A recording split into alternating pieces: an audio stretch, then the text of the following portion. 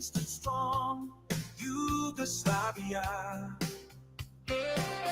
Under the leadership of a visionary man, Joseph Tito, the leader of our land. Oh, Yugoslavia forever, our spirit never dies. In our hearts we hold the memories, reaching for the skies. Oh, Tito's legacy lives on in every heart and soul. United we stand as one nation. Oh, hey, yeah. By my brotherhood, diversity embrace, with unity and peace, we found our grace. From Slovenia to Macedon, Bosnia to Serbia, together we fight, no obstacle we couldn't sever. Oh. In the heart of Europe, a nation stood strong, Yugoslavia, where all could belong. Under the leadership of a visionary man, Joseph Tito, the leader of our land. Yugoslavia forever, our spirit never dies. In our hearts we hold the memories, reaching for the skies. Oh, Tito's legacy lives on in every heart and soul. United we stand as one nation. Oh, hey, yeah. Yeah, yeah. Through the valleys and mountains, we'll stand side by side. Tito's vision, our eternal guide. Yugoslavia forever, spirit never dies. No, it don't. Our spirit never dies. It just won't die. It won't die. It won't die. Can't die. Tito's legacy lives on.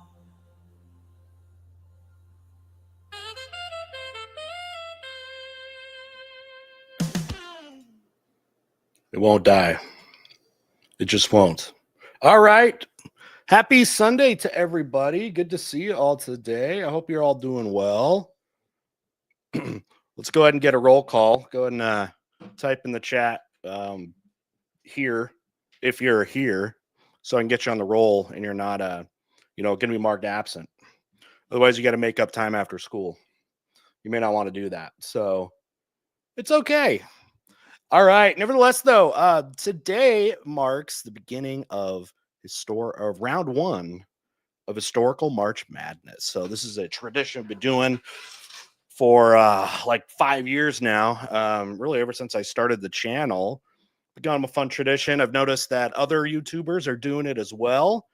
I think Mr. Beats is also going on right now. He's doing, I liked his idea. He didn't do people in his is historical events. I thought that was a cool idea. So yeah, but he's doing one. I assuming that Chris from Vlogging Through History is doing one. He's back from Egypt. He was just in Egypt, and it'll be good. All right. No, Mr. Beat, not Mr. Beast. Beat, the better one. All right. Mr. Beat also was on YouTube before Mr. Beast. So if anything, it's Mr. Beast that's too close. Okay. Anyway, yeah. Here's what we're gonna do today. I'm going to show you the candidates. Now, by the way, you can go ahead and start voting if you'd like. The voting link is in the description. If you are on YouTube, I have it pinned in the chat as well.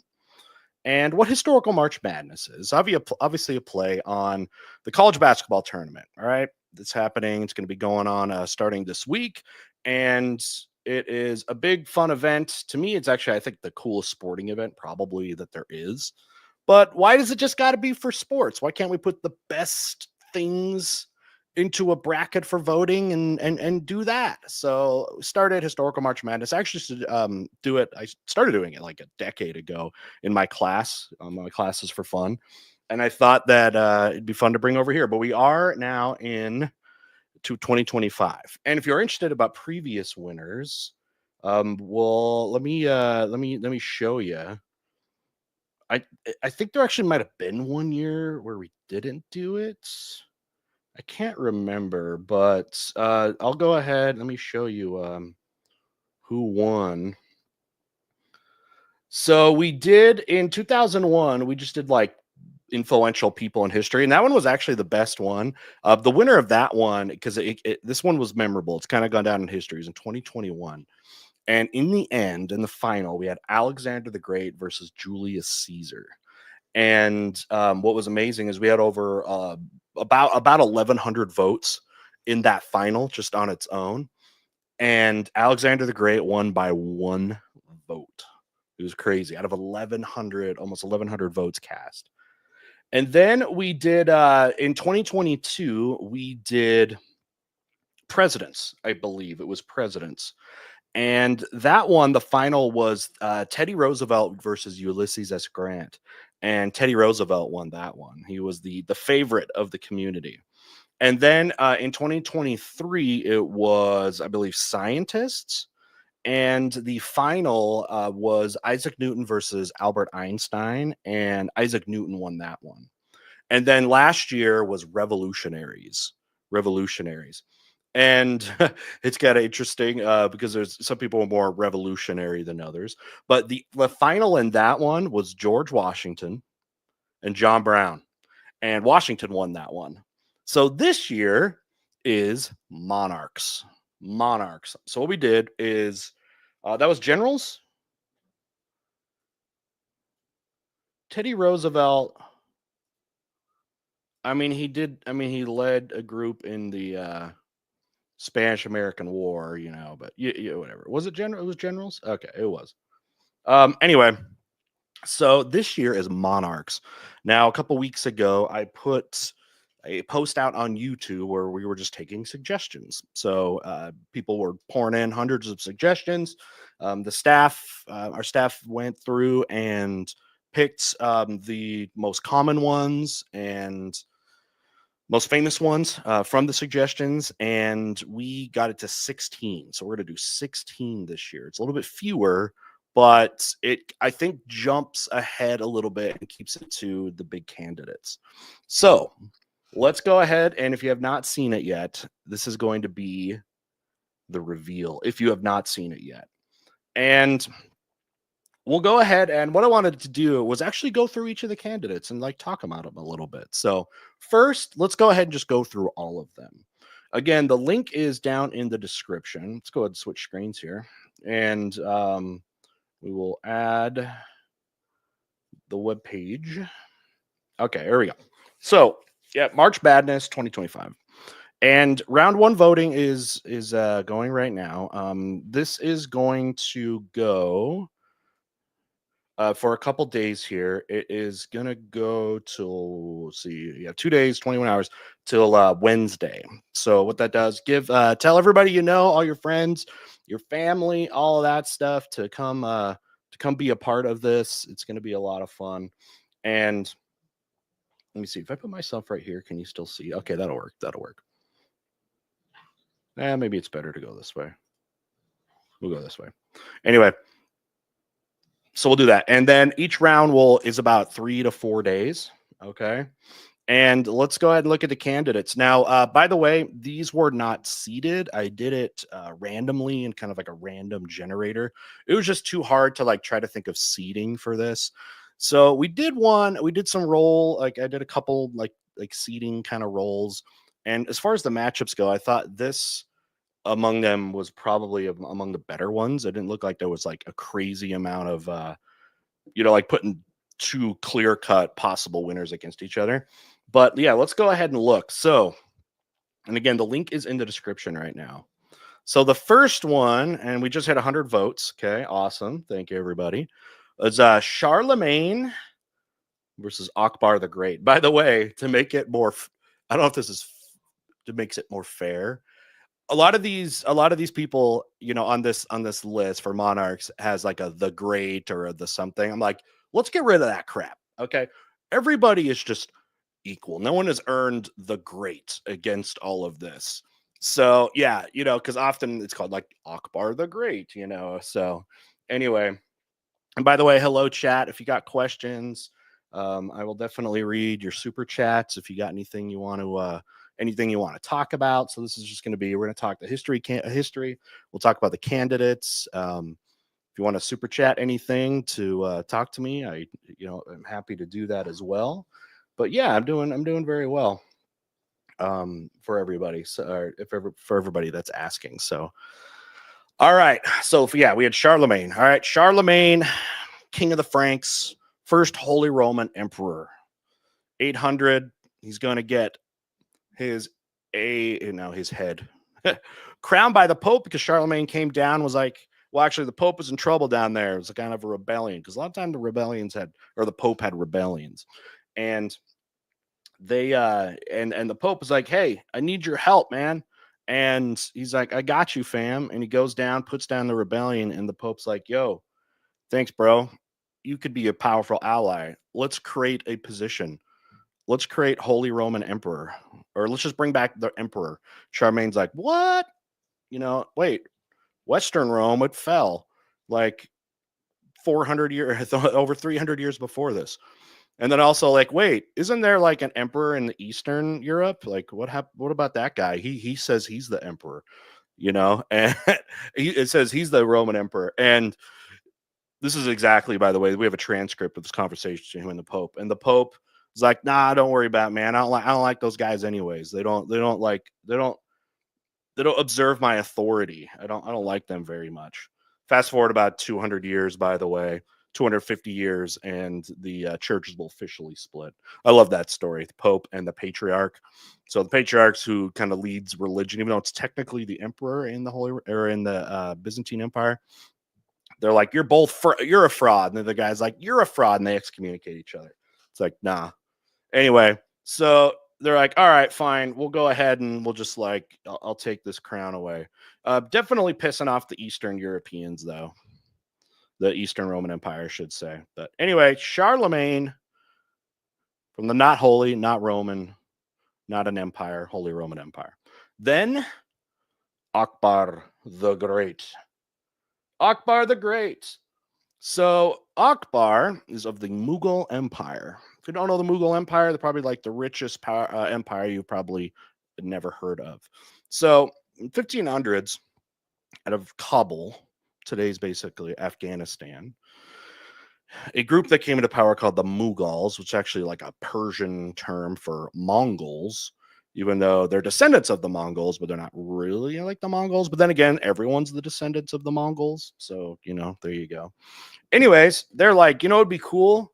Let's go cross the Hindu Kush and let's go to India. India is like super rich and they've got all kinds of cool resources. Oh, and we've been like messing with this new military technology. It's called gunpowder. So what do? They get on their war elephants. Yes, Mughal war elephants. We'll have to go into these guys. We'll have to talk about them some more. Are going to go and invade and take over. So Akbar is the third Mughal emperor, I believe, and often seen as the most successful. Now, the interesting thing about Akbar was him and his group, they are Muslim. And they are invading into, a diverse land, but was predominantly Hindu. And Akbar, to maintain peace after, him and his ancestors did all kinds of warring in India, granted tolerance and religious rights to Muslims, Hindus, and those alike. and he is kind of seen as towards the peak of the empire. So Mughal Empire, they're going to be around for about 300 years or so. They really kind of rocked things for a couple hundred years. Then the British East India Company came and kind of ruined things for them. So anyway, if you're on AP World History, you know about him and one of the leading figures of empires and leaders that had and promoted some kind of religious tolerance. So yeah, anyway, very cool. All right, I don't want to go into too many details like all right now, because actually I want to go through these candidates with you and talk about them, and it'll be fun. All right, but anyways, Charlemagne and Akbar are up against each other. Then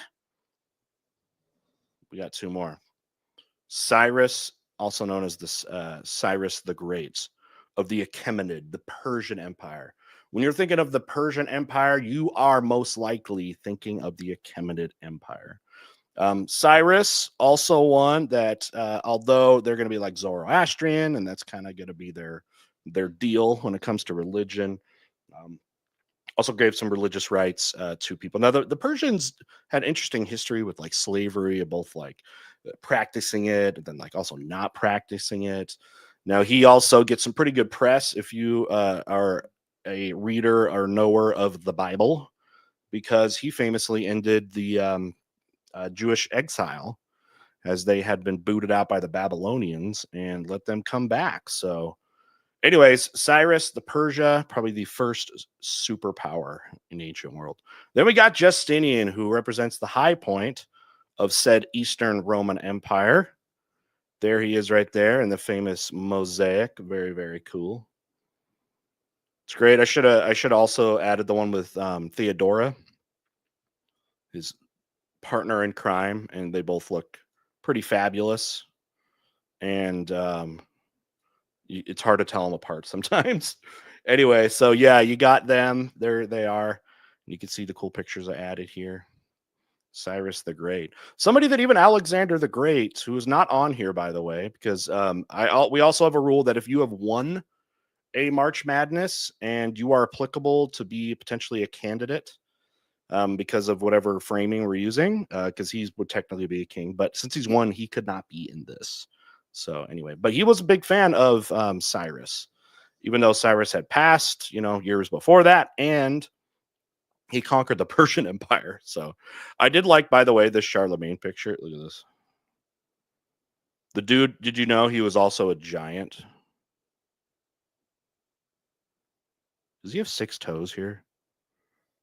I can't tell if these are like socks or toes. But yeah, did you guys know he was actually a giant and he could like pick up churches?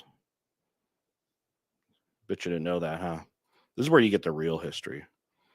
Then Akbar got his burb, holding a burb. Insanely wealthy.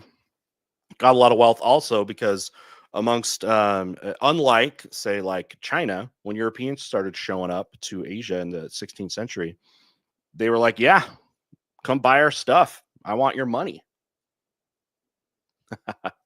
All right. And then we go down, and then we wanted to spread out, because like, I don't know how many freaking English monarchs we got in in the suggestions, but maybe the most powerful, especially at the height of the British Empire, Queen Victoria. Also the grandmother of like every monarch in Europe afterwards, all the ones that fight each other in World War I.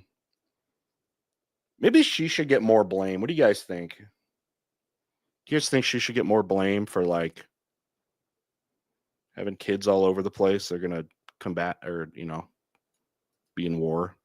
All right, but she is going up against who might be the richest man in history, Mansa Musa of the Mali Empire. His wealth is of legend. Again, he might be the richest man in history. Hiding away in the sub-Saharan Africa from the other major civilizations of the world, made himself known when he, as a Muslim, a devout Muslim, performed the Hajj, the pilgrimage to Mecca, in which he brought like hundreds of camels full of gold and tens of thousands of pilgrims with him, and marched all across North Africa, dropping insane amounts of wealth, and famously inserted so much money into the Egyptian economy that Cairo had rapid hyperinflation for years. But anyway, Mansa Musa also brought back a lot of scholars and people back to his capital, Timbuktu, and made really cool universities and scholarly parts. Wouldn't know it today because Mali is one of the most impoverished states right now. But that's why it's important we don't forget, right? All right. Somebody in chat, by the way, said this one was hard for them. It was Jules. Jules says, yeah, Catherine and Meiji.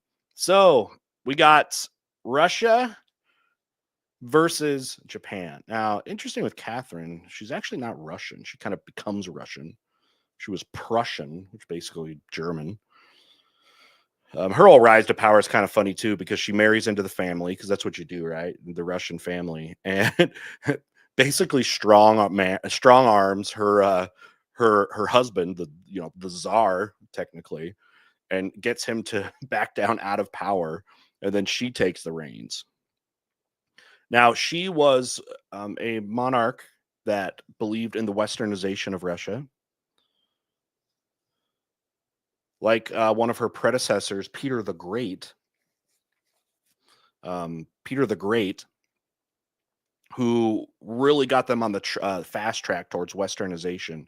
And she was like that too. She also expanded Russia further than it ever had been, west all the way to midway through today's Poland. She takes also Crimea, so Russia can get warm water port, something that Peter the Great always wanted.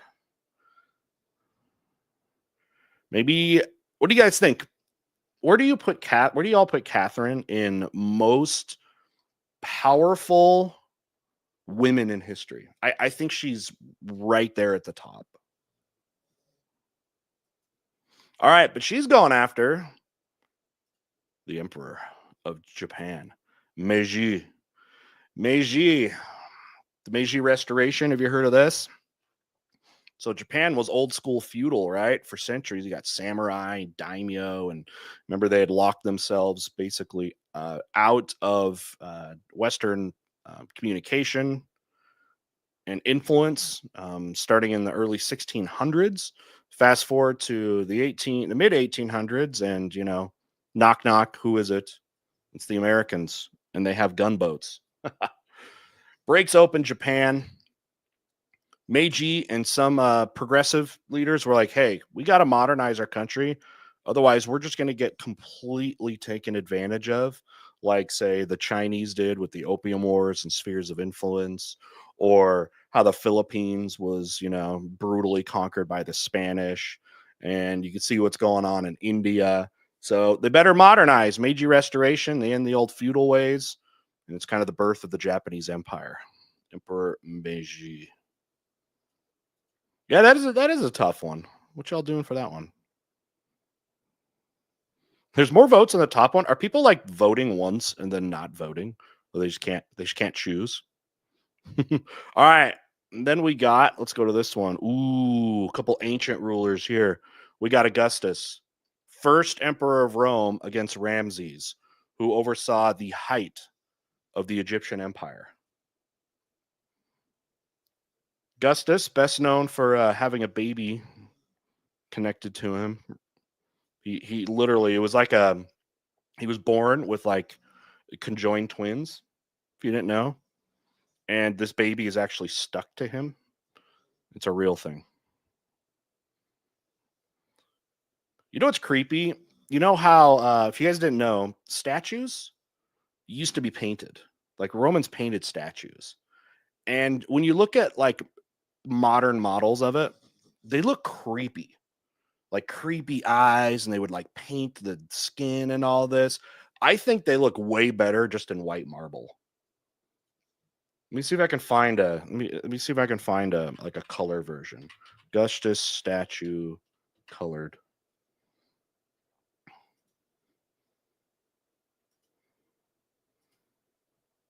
Okay. So like for example, check this out.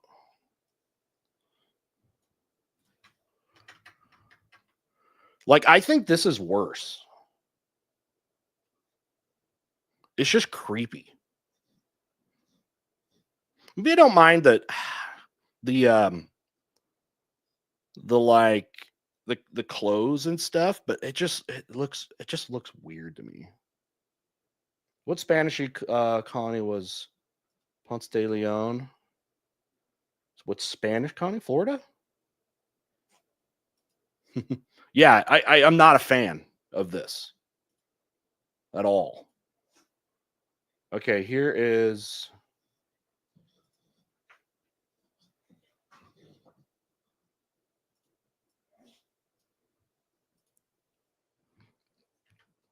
oh no, this one. So like look at this one over here. You can see the side by side.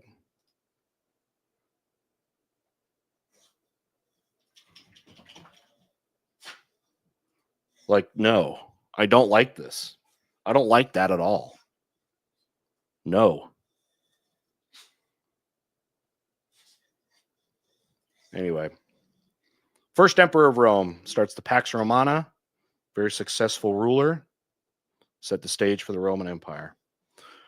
But up against the height of the Egyptian Empire, the new kingdom, Pharaoh Ramses conquers all the way up towards Mesopotamia. I was looking at pictures, stuff to put in here. I thought this one was cool because, like, I'd have to go into more of the specifics of this. I like how the Pharaoh is grabbed like 3 guys here. Is this the Ramses of for Exodus? The Exodus story never says what Pharaoh that was. It just says Pharaoh. So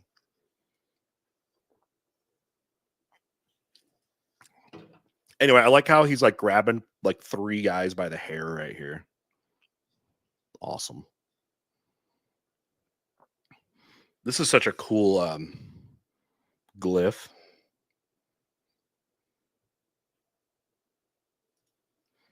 Ooh, great question. History today. Welcome. Mr. Terry, settled debate I had in my history class. What had a bigger impact on the Middle East, the Balfour Declaration or Sykes-Picot? Ooh, well, you can't have one without the other. My bachelor's thesis was on the Balfour Declaration, so I'm a little bit biased towards it. But I don't think you get Sykes-Picot without Balfour Declaration, so I say the Balfour Declaration. What do y'all think? Anyone disagree? Hey, V-Man, thank you so much for the super chat. Oh yeah, you were asking about the one. Oh, was it like a quiz question? Were you trying to do there? V-Man, thank you for the $5 super chat. It says no. The answer to what Spanish colony wants Juan Ponce de Leon was governor of Puerto Rico. Yeah. I mean, they have a city named after his descendant in Ponce. Oh, okay, yeah. Well, didn't he go around Florida as well? I guess he didn't rule like as a colony, but like I was just thinking of places that he went. Thank you so much, V-Man. By the way, if any of you feel free to promote any of the candidates you are pushing for in this, make them look good. Why should people vote for the certain ones? You know what I mean? Yeah, thanks for the super chat. I'll definitely respond to all your super chats, no doubt. All right. So, anyways, what do you guys think? Augustus or Ramses for that one? Go ahead and put in chat who you voted for. By the way, link is pinned in the chat if you're on YouTube. And by the way, I'm triple streaming right now. If you want to look up at multiple forums, you can bring up all of them. I'm trying to get more content over to even though it's a gaming page, my YouTube gaming page. I actually streamed there the other day, by the way. YouTube gaming, Mr. Terry Gaming. Should be a link down below. Mr. Terry Gaming. I was streaming Skyrim the other night. So I want to, maybe do some more of that. So make sure you're sub to Mr. Terry Gaming. I am streaming this over there. You will be able to find this stream over there as well. I'm also on Twitch if you want to pull this up on Twitch as well. Best metrics to help me are obviously here on the main channel, History, Mr. Terry History. But if you also want to pull up on Twitch, I am multi-broadcasting here on StreamYard. So, all right. So that was that one. All right. Then we had a couple other folks. Look at these guys. Temujin himself, Genghis Khan. Probably responsible for the death of like 40 million people through the Mongol Wars. More than probably anybody singularly in history. 1 in 200 people are possibly related to him. So you go and use your imagination about why that might be. In fact, killed so many people, it may have changed the literal carbon monoxide emissions of the planet to a noticeable, testable degree. Absolutely crazy. Largest contiguous empire in history. The greatest nomads of history. Religiously tolerant. Insanely brutal. It's a very complicated type of philosophy that these people lived by. Yeah, if you aren't descended from Genghis, you're probably descended from Charlemagne. You know, that's so interesting because people have, talk about that with the Franks being so plentiful and spreading around so much. Yeah, if you're, pretty much there's a line maybe from like Germany to the east. It's like if you're from east of Germany, you are probably a descendant of Genghis Khan. If you're from west of that, then yeah, you're probably you might have some Frankish in you. So. The 1258 siege of Baghdad was probably the most brutal siege in pre-modern history, if you want to look at it like that, until like the World Wars. A couple 100,000 people were slaughtered in Baghdad, which ended the Abbasid Caliphate and really, almost caliphates in general, and never recovers from. They never recover. That whole region almost never recovers from that. Baghdad will be a shell of its former self. R.I.P. Baghdad House of Wisdom, by the way. Can we get some 07 salutes? Gone but never forgotten. Baghdad House of Wisdom. Never forgotten. But yep, there he is. You guys like this mode? Big mode? Or little mode? Little Terry mode? Big Terry mode? Little Terry mode. But he's up against, and you got to show some respect for this, Sargon of Akkad. Sargon of Akkad is probably the first emperor in world history. The Akkadian Empire, unified Mesopotamia, where the oldest civilizations in the world became unified under one ruler. Sargon of Akkad, the prototype for emperors. Epic beard. Professor What says he had no eyeballs. We'll just say he lost them in the war. Okay. So you got to put some respect on being the first emperor. There we go. No, not the other.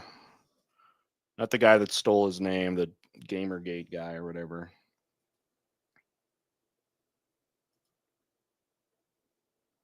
Okay. Vasily, welcome. All right. And then we got, this is the one I debated on because he's not called the Great. Suleiman the Magnificent. Why was he magnificent? Look at his freaking hat. Look at this giant hat. You telling me this is not magnificent? Look at this. I tease my students. I go, what do you think you put in here? Like, what are you putting up there? My suggestion was snacks. He put snacks up in here. He does look like an onion hat. He does look like an onion hat. By the way, in case you were wondering where the influence came from, this might make sense. And you will never unsee it.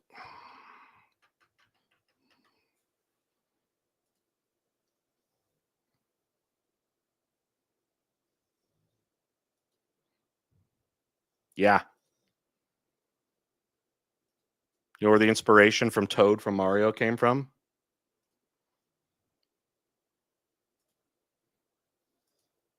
There it is. Toad is a little Turk. He's a little miniature version of the Turkish Suleiman. See?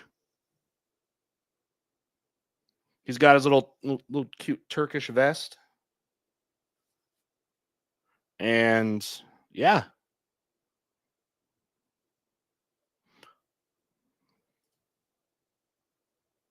Amazing. All right, but who's Suleiman going against? Maybe the most powerful man in European history. Louis XIV. Probably better known as Louis XIV. Look at the swag on this guy.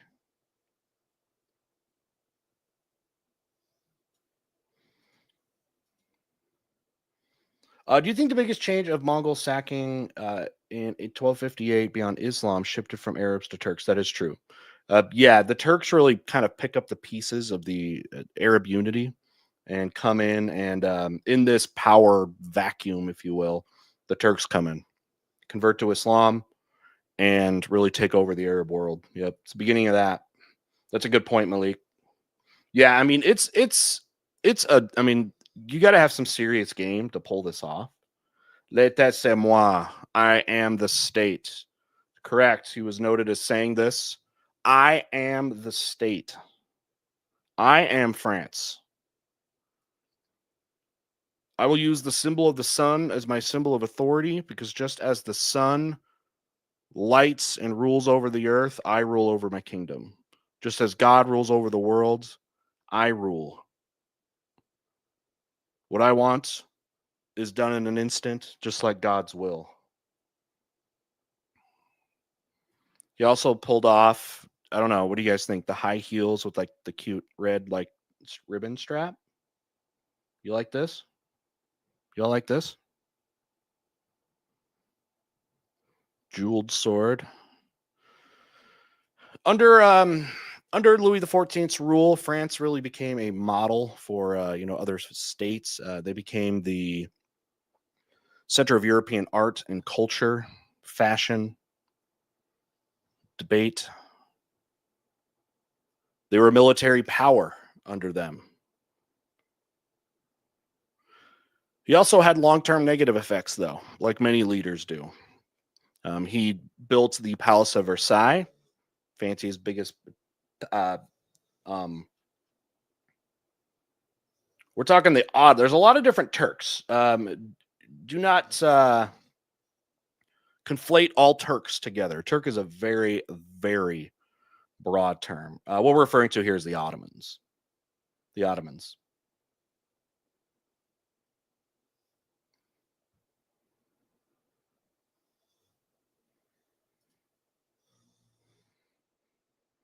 Anyway.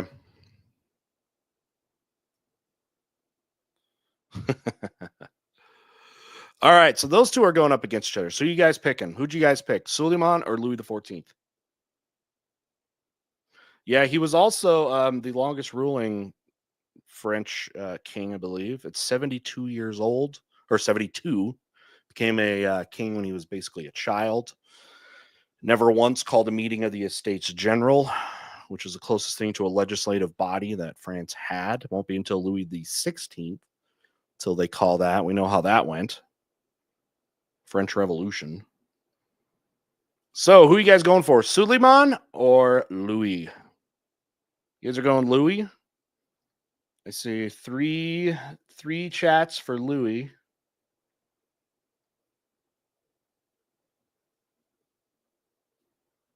We got one for the Magnificent. Malik says Suleiman clears Louis XIV. I don't know why he gets so much praise when his reign was a disaster in the long run. Well, it's the reign. It's after, you know what I mean? He did plunge them into debt, but they were the height of European power at that time. But yeah. Yeah, so it really comes down to this question. Do you guys more supportive of onion hats or pantyhose and heels? Suleiman, we should also say, had a much bigger empire than the French. If you are into empire stuff.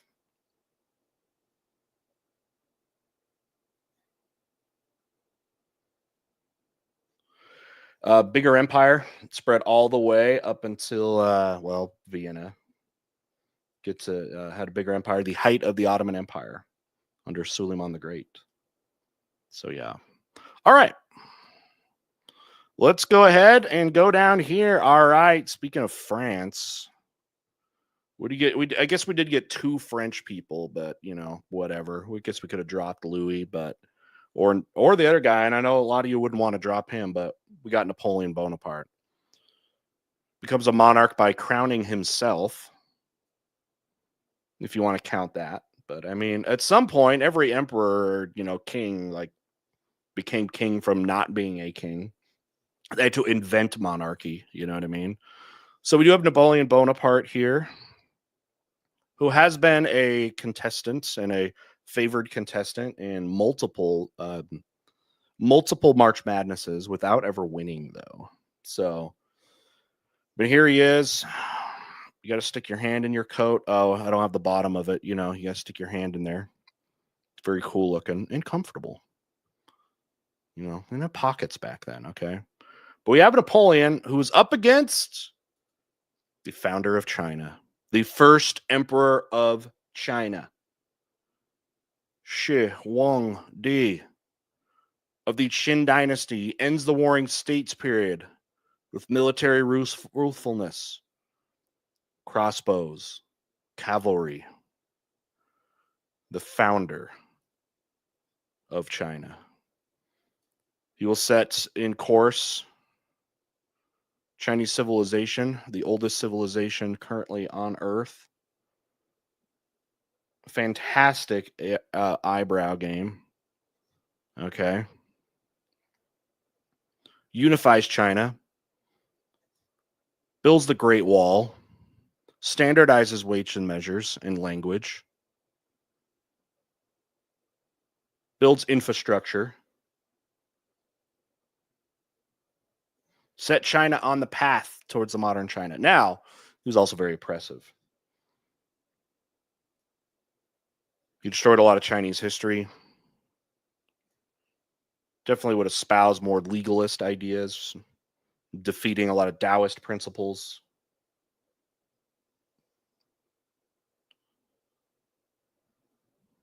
Nevertheless,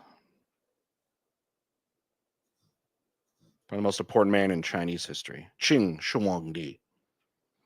Also has built the Terracotta Warriors. His tomb is amazing. We know where it is, but it's not been excavated. Could have been as tall as the Great Pyramid, but since it was toppled with dirt and things, it is eroded a lot.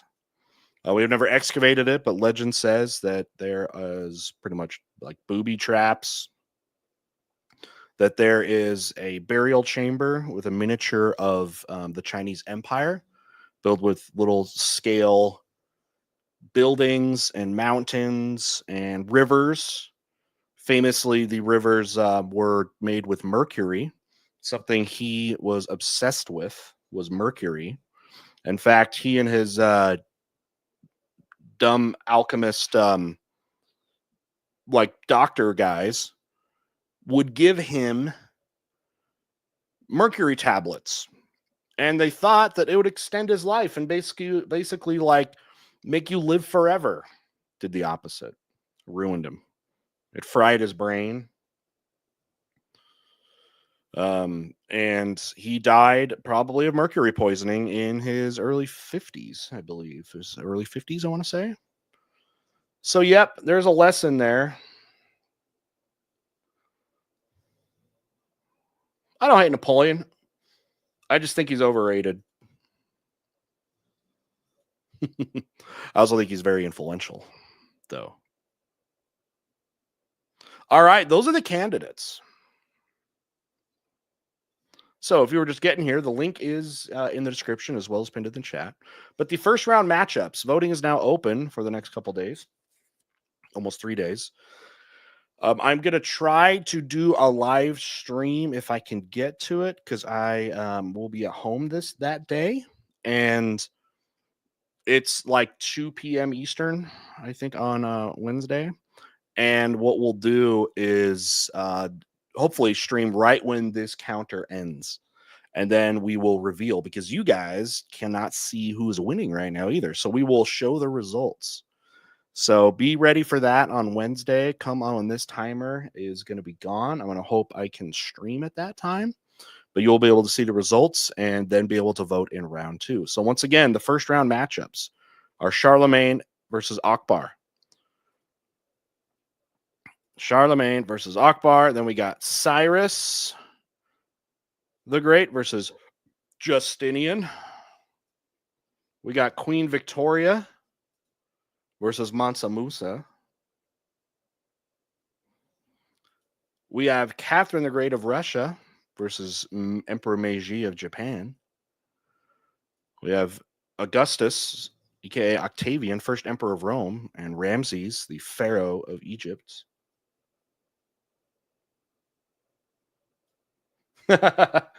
Manor Dan says, Chin is totally the type of person to eat Tide Pods. Those tablets were basically like the ancient Chinese version, I guess, of Tide Pods. Except I don't know if anybody was eating Tide Pods thinking it would like make them immortal. So, whatever. All right, then we had Genghis Khan, probably the greatest conqueror in history, versus Sargon of Akkad, the first emperor in history. Suleiman, the great height of the Ottoman Empire, versus Louis XIV of France. And then Napoleon versus Qin Shi Huangdi. Oh, I'm actually glad you brought that up, Red Lion. Whatever happened to the Tristy Trivia Show? Yeah, we had to take a break because in both of the shows that we have scheduled, there were conflict issues, either between a contestant not being able to show up or me not being available. I guess I can tell you right now, we are going to be set up. It's going to be at the same time. Interesting. Hold on a sec. The next episode of History Showdown, the trivia game show, is going to be on. On Wednesday. Actually, at the same time. I think we are agreeing on the same time, which is 2 p.m. Eastern. So we're gonna have an early show. We're gonna have two. It's actually going to be at the same time. I just thought of that. So I don't know. We'll have to combine. I think we'll need to combine them. Maybe my guest could stay on. That might be kind of cool. So who we have coming on are we have History Dose. Okay, History Dose, fantastic channel. Chat History. He is more of a casual kind of history, casual history guy. He does the ones like the cool videos like why you wouldn't survive in ancient Greece. You know what I mean?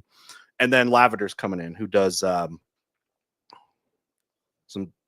spicy, debatable history essays. So those guys are going to be on. We're doing it early because Lavender's over in Europe, and it'll be good to have an earlier stream. So anyway, yeah, I guess we'll get our contestants to discuss March Madness. So yeah, I'm hoping they'll chime in on that. So yeah, the show is going to basically start when this starts. So or when this ends and the next round begins. So yeah, and that's cool because they're all like world history guys, so they might have some fun input on this.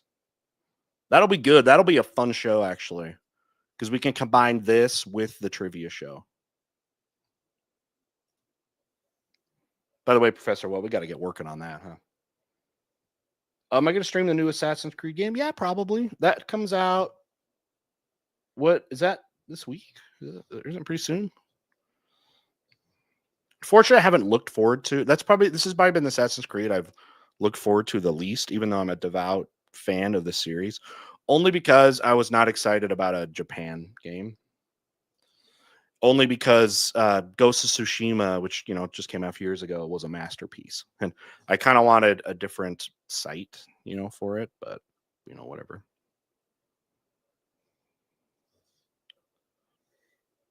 All right. Where would you set an Assassin's Creed Russia game, though? That would be the question. It's like, where would you put that? All right, guys, we can do some Q&A. Wanted to talk maybe a little bit more about some of these candidates and a little bit about the history of them, but we can talk about anything you guys want to talk about, whether it's this or other history topics. We want to talk about some of these characters here. Let's go ahead and go to not Napoleon, Charlemagne.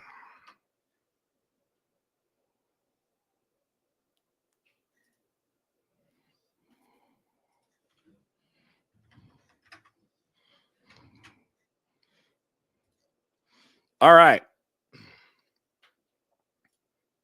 Basic, easy Charlemagne facts. Sword of Mystera would eventually want to do a Red Dead Redemption 2 playthrough on his game channel. I have streamed it a few times. It's just such an involved game that was hard to like do. You know what I mean? Look at. Oh wait. Look at this coin. This is of Charlemagne. They made him kind of thick. Got a big nose bridge. These are often some of the best things that we use for like how we think certain people in history looked, you know, based off of some of their coinage. It's obviously hard to get a lot of the details, but you know, like here, big old nose bridge. He's got big old ears.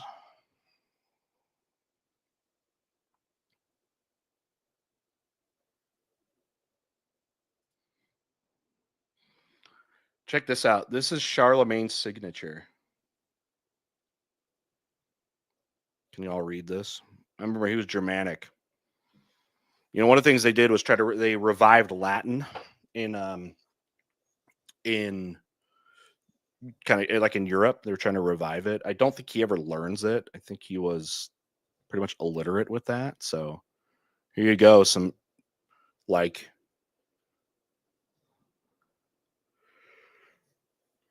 Germanic runic writing here.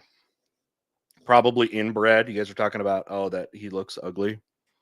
Remember, every monarch in old history and even today is descendant of inbred people. Look at this, though. This would take forever. If you had to like sign a lot of stuff. Look at this. It does look cool, though. But that's Charlemagne's signature. And here's his autograph. I guess it's like the short version. Looks like Skyrim writing. Francia in 714. So yeah, you had these different duchies, different groups. They did show down here the Umayyads. So one of the famous things, of course, is the Umayyad Caliphate, the Islamic Caliphate, had made their way all the way up to Tours up here in kind of like northern France, where the Franks defeated them, which also gave them, put them in very good kind of light of the church, as they were seen as like, you know, the defenders of Christianity in Europe here. But Umayyads, they really got kind of spread too thin when they went up into modern day France there. Now, this stuff will only temporarily be unified. You know, after Charlemagne, what's up happening is the empire ends up breaking apart a little bit. So, like the western half, largely from the eastern half there. And of course, the interesting thing is, you know, very seldom did the Holy Roman Empire actually rule Rome. But it looks cool. A sketch thought to be Charlemagne. Caption: when you only work out your left arm. Okay, we could do a caption contest with this. Yeah.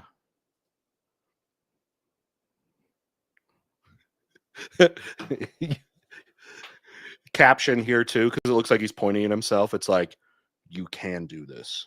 You can be the emperor. You are a good boy. You know, while like pointing at his face. You so can do this.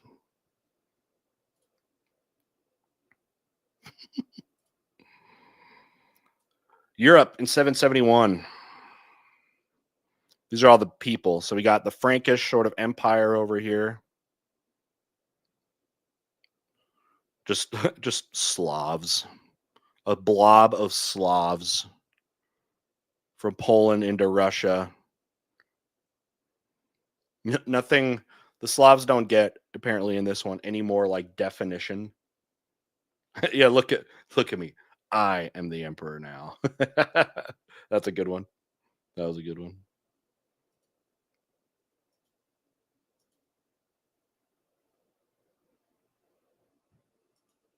Charlemagne is mentioned in a bit of Starvharv's latest bad translation video on French history. Oh, okay. Yeah. Yeah, I mean, if you're doing French history, you got to talk about him for sure. Also, Charlemagne loved his war elephants he got from the Abbasid Caliphate. That's right. Look up his exchange with Harun al-Rashid. Yeah, I remember that. Yeah, they ended up making a deal, right? Basically, later on. Kind of interesting because I mean, like the Frankish kingdom is nowhere near the Abbasids, but relations, right? Balts, Laps. I don't know who the Laps are. Like, who is living up here? You guys see? I don't know if you can see my mouse.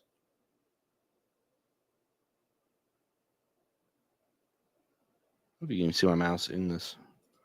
Laps, like up north. Oh man, we can go super zoomed in mode, huh?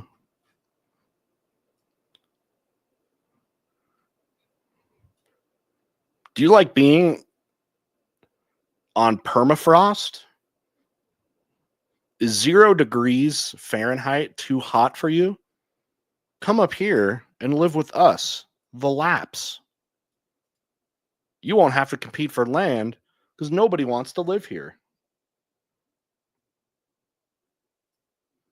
There's the Finns, all the Volga Bulgars.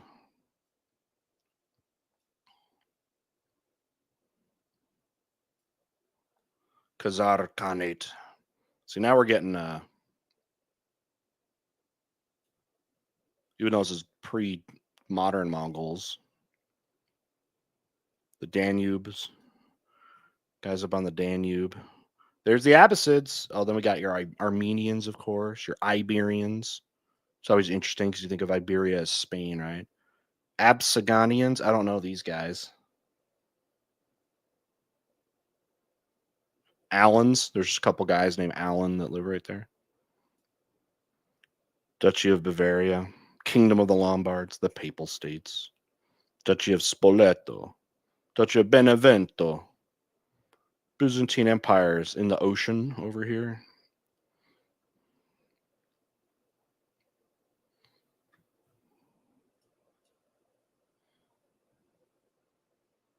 Anyway. All right. Oh, no. All right. More Charlemagne stuff. Let's see what we got. So, yeah, this is a famous one. You might have seen this one before. It's the Pope has called, Charlemagne for help because there's a like a revolt down there in the Papal States, and he's like, "All right, I'll come down. I'm a Christian now."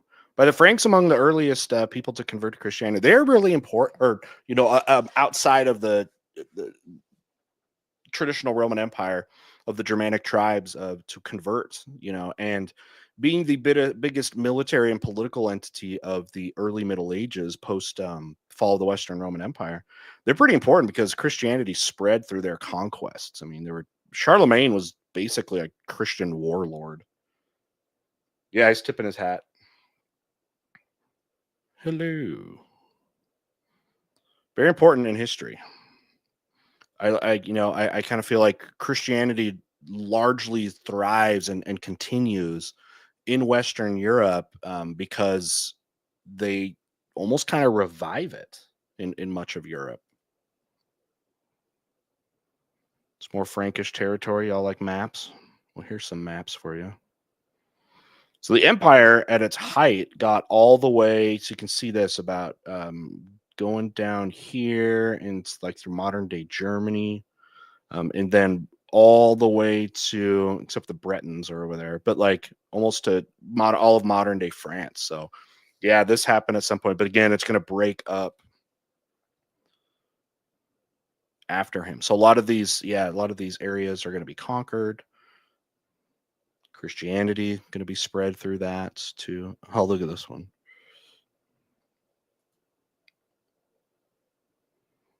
Look, they're crowning him emperor. Look why is he so small? See, this is when art, like it took too long to start getting perspective in art. Like, why couldn't that part of like the Renaissance, kind of the art revolution of the Renaissance, why couldn't that start earlier? Is there a reason we needed to have such flat, out of scale art? You know what I mean? He's just a little guy. They made him just a little guy. All the faces in medieval art all always look the same. It's just like sometimes they'll change a beard or something.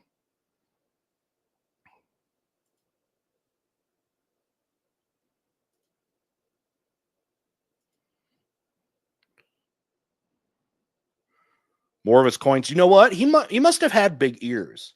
You know what I mean? Because Charlemagne in that other coin, like he had big ears, and then he's got big old ears in this one too. Now I don't know about like art styles. Did they make your ears look bigger than they actually were? Like, did they think that was a not like a good thing?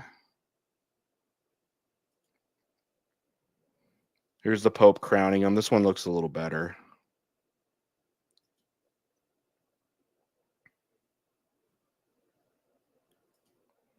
Yeah, this is gonna piss off the Eastern Roman Empire. Oh yeah, and Aachen. This is Charlemagne's throne. Lamest throne in lamest throne in monarchical history. The throne of the emperor. Look how lame it is. Now I'm sure it was better decorated and stuff like this. This is in Aachen, Germany, which was like their capital. Look at this. I could make this. And I suck at building stuff like this. Like IKEA chairs are better. It honestly looks like a toilet. Like you would poop in here, and then down here would be the poop where the poop would go. Then there'd be some peasant that empties the poop chamber. The cathedral's way cooler than the throne, but I mean, I don't know. I guess we had to start somewhere, right? All right, 15th century woodcut of Charlemagne and Irene. Pretty cool. Europe at the death of Charlemagne. Okay, so look how big the empire was with Charlemagne. Again, conquered all of this stuff. Christianity being forced upon everybody. Christian warlord. Very big. Over here into like Czechia, Austria.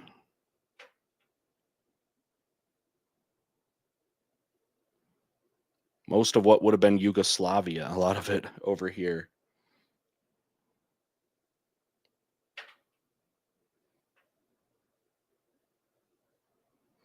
But again, this is going to break apart once he dies. A portion of Charlemagne's death shroud. Oh, cool. Manufactured in Constantinople. Oh, they made it for him? Constantinople, they're going to hate Charlemagne. Guess they got to give him a gift, though, right? Death shroud. So this is something you would have laying over your dead body. Over your dead body right here. Very cool. Ooh, a cool relief. Persephone's sarcophagus of Charlemagne. Okay, so this is in the Aachen Cathedral. So the sarcophagus, so the body would be put on top here. Here's the side of it. Very, very cool. Look at the relief there.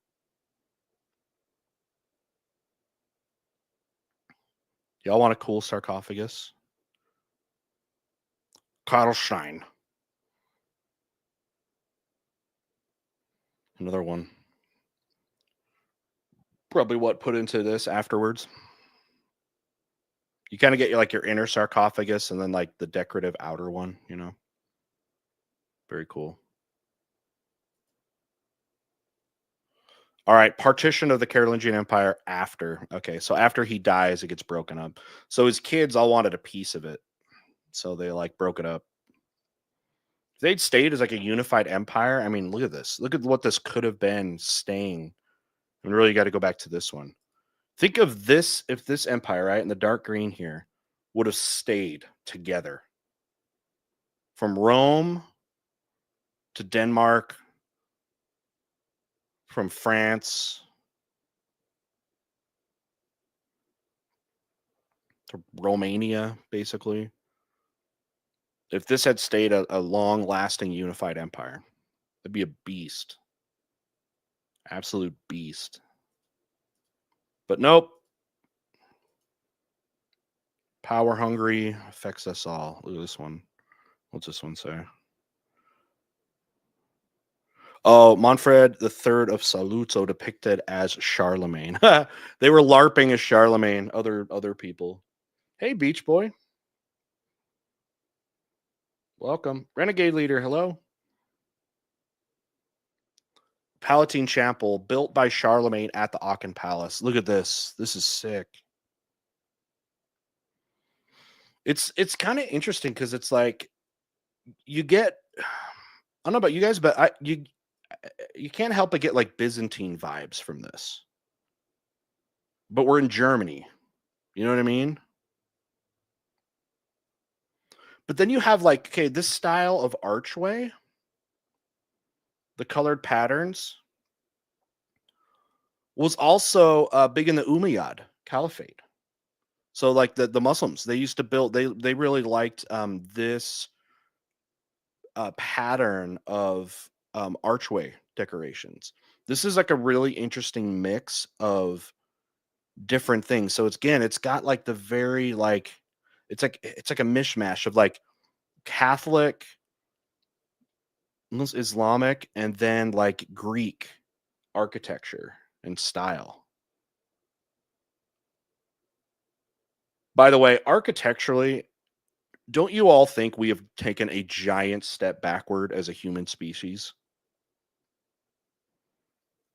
I wish there was a little bit more diversity, especially in the European, in the Middle Ages, when it came to art and architecture. A little more diversity, because like you've seen one cathedral, you've seen them all. You've seen one painting of crucified baby Jesus or whatever.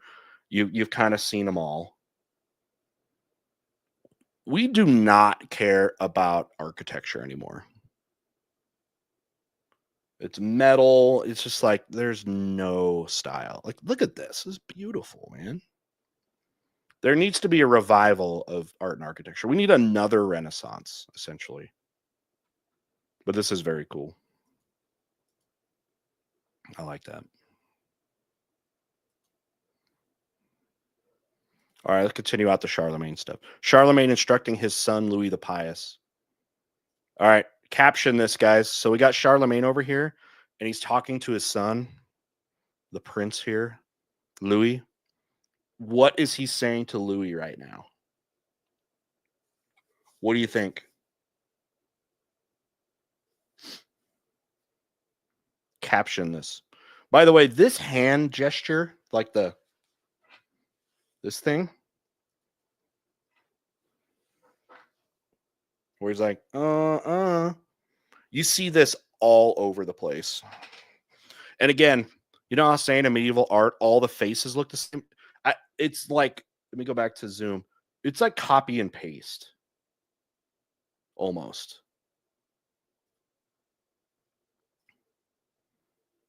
Look at, okay, face here on the left, the red guy. This dude. I don't know if you can actually even see the mouse, but they're all the faces are just like they're cut and paste.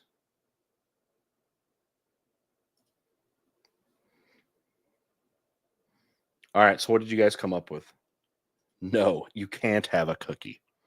Oh, but he's kind of pointing to the other one, like Uncle Jerry says I could have one.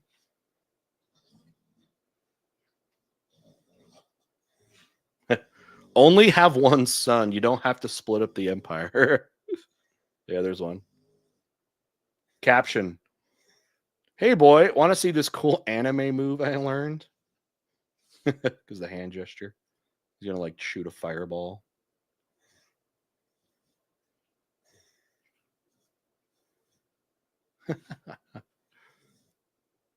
The guy in the red is Cardinal.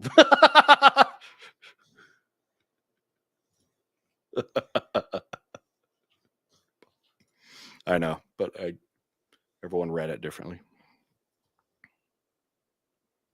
Yeah, the Cardinal.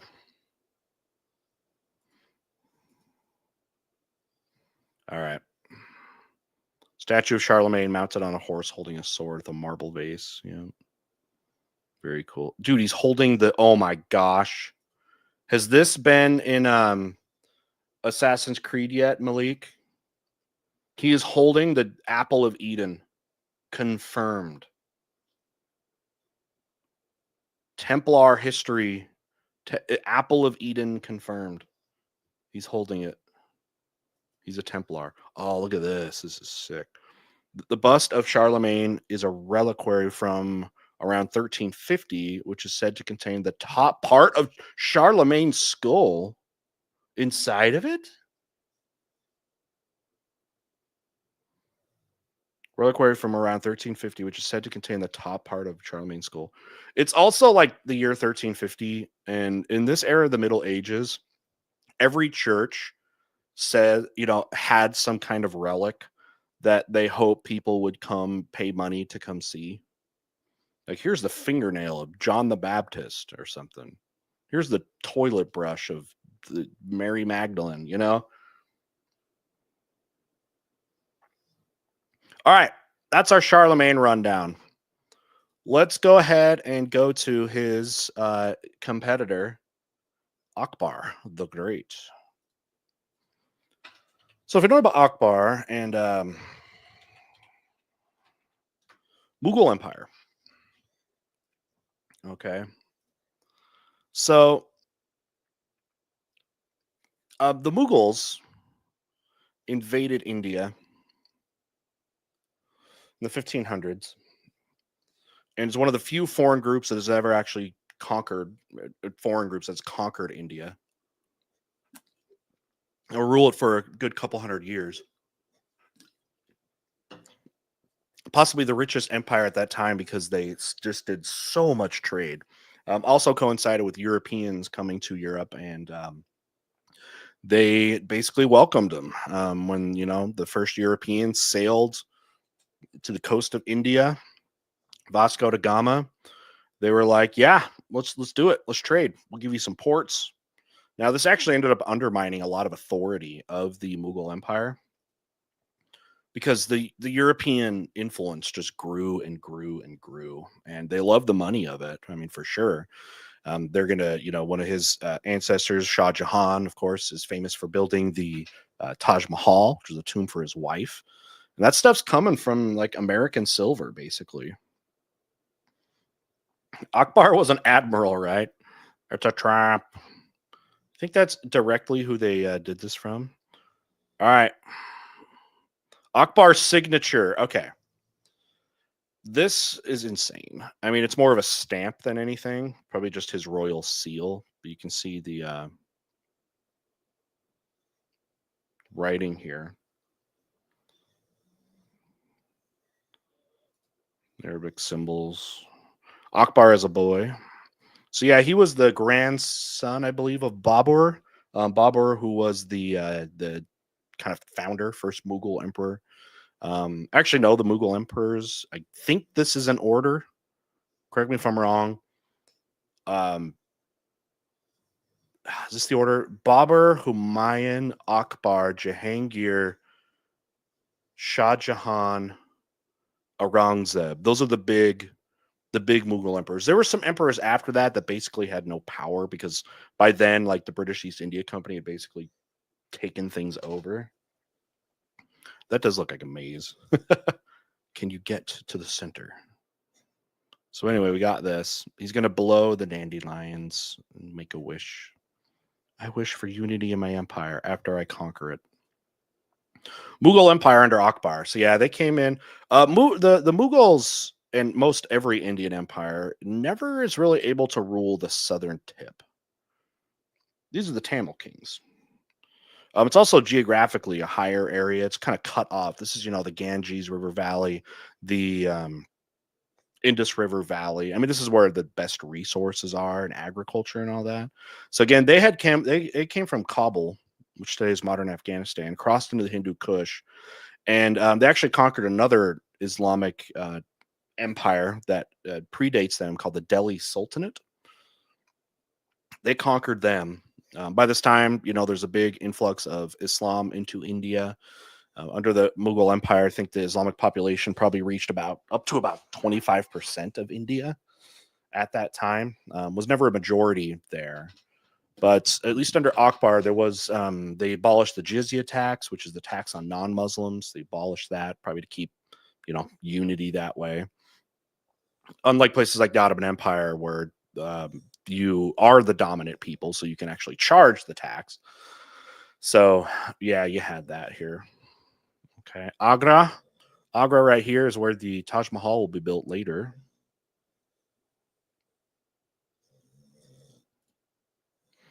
Yeah, Mughal Empire also known for war elephants, which were pretty good because they also had cannons and other big stuff. Frankie is really, really demanding my attention right now. I'm sorry. And yeah, they had war elephants. They were freaking bad A. I'll see if I can get one of the cooler uh, recreations they did of elephant armor and stuff. It's really cool. You'll love it. So yeah, they are one of the gunpowder empires, the Islamic gunpowder empires. They really came to dominate around the 1500s into the 1600s. That would be the Mughal Empire, okay, here in India, the Safavid Empire in modern day Iran, and then the Ottoman Empire towards the Middle East. These were empires that were early, big innovators in gunpowder technology and developing some of the first cannons and really, really using that and developing that technology, which gave all three of them military advantages of how they were able to spread their states into being the empires that they are. Russia, also an early one. Now, eventually, of course, that technology is going to be all over the place, and they won't have that like monopoly almost on, not a monopoly, but definitely that leg up on everybody. And eventually everybody's going to start using it. More artwork. Akbar hawking with Mughal chieftains and noblemen, accompanied by his guardian, Bairam Khan. So yeah, they loved like falconry and stuff like that. That was something they did. You saw Akbar, multiple pictures of him with birds. I'd love to train birds. Very cool. All right. Young Abdul Rahim Khan-e-Khanan, son of Bairam Khan, being received by Akbar. So yeah, one of his advisors. So again, we're in the era here of the flat art, right? Even though you had like the Renaissance, it looks like they're still not using very good perspective. If you can look at this, there's some other cool stuff going on here. If you notice, look at this like cheetah or whatever, which would come from Africa, right? They're just like bringing him all kinds of gifts. The Mughals also were superior horsemen and archers. The Mughal horse was incredibly good. It was able to withstand a lot of the scary sort of noises of war. They really kind of bred them for that and did a lot of selective breeding because with how noisy wars are, and again, you're talking about an era with gunpowder. You also have high capacity bows that are snapping right by their ears. They were very, very good at that. And they also had an incredible bow that they used, which actually descends from some of their Mongol ancestry, the composite bow, which was small and compact. And these guys could basically like hit a teacup anywhere in a football field, basically. Like they were incredibly good. Beyond religious reasons, why do you think a lot of people in India don't like the Mughal Empire? I know about Aurangzeb's policies. They're seen as foreign conquerors by Indian people. They're foreigners. So yeah, Indian nationalists hate these guys. Akbar definitely made things worse because he ended the religious tolerance and was very oppressive towards Hindus. So yeah, more battle scenes. This is cool. God, look at this. So much action. It's like a Where's Waldo picture. You guys know about Waldo books? I used to love Waldo books. It's like, hey, find Waldo. Dude, that would be good. We need an artist to make like use these big paintings with all this stuff going on. We need someone to like draw in a Waldo. And then we can make Waldo books of historical scenes. That would be fun. Okay, here, if you can see this war elephant here. Yeah, they used to armor their elephants. They were awesome. I'm going to see it. I'm going to, if I forget, remind me, but I want to show you. They've done recreations of to scale war elephants. And they're really cool. Bullocks dragging siege guns uphill during Akbar's attack at Ranthambore Fort in 1568. Okay, yeah. So remember, like I said before, they were innovators of cannon technology, and yeah, elephants were, being so strong, could pull these. You can see them in the wheels right there. And these were devastating because, like in India, they had walled cities. I mean, walled cities were always like the big impenetrable thing in history that you couldn't do anything about. Like you could siege cities very effectively that had big walls. It was just like, hey, you got walls, you fortify them, and then you survive inside. That's why siege warfare, especially before like cannons, and I guess afterwards too, usually included just camp out outside of the city and wait for them to starve out, see if they actually have enough supplies. But now you can blast down the walls. Walls cannot protect you anymore.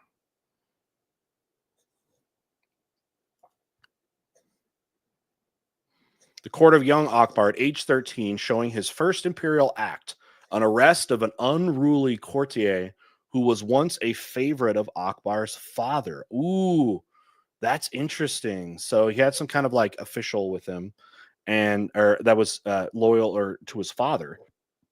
He was unruly. He probably, was like, Akbar's 13.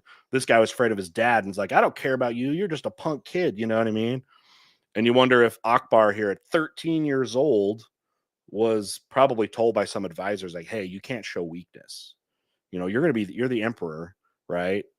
And you can't have people respect you. So you got to punish the non-loyalists. By the way, if you notice at the bottom here, you're going to see like a musket, early musketry here in the 16th century.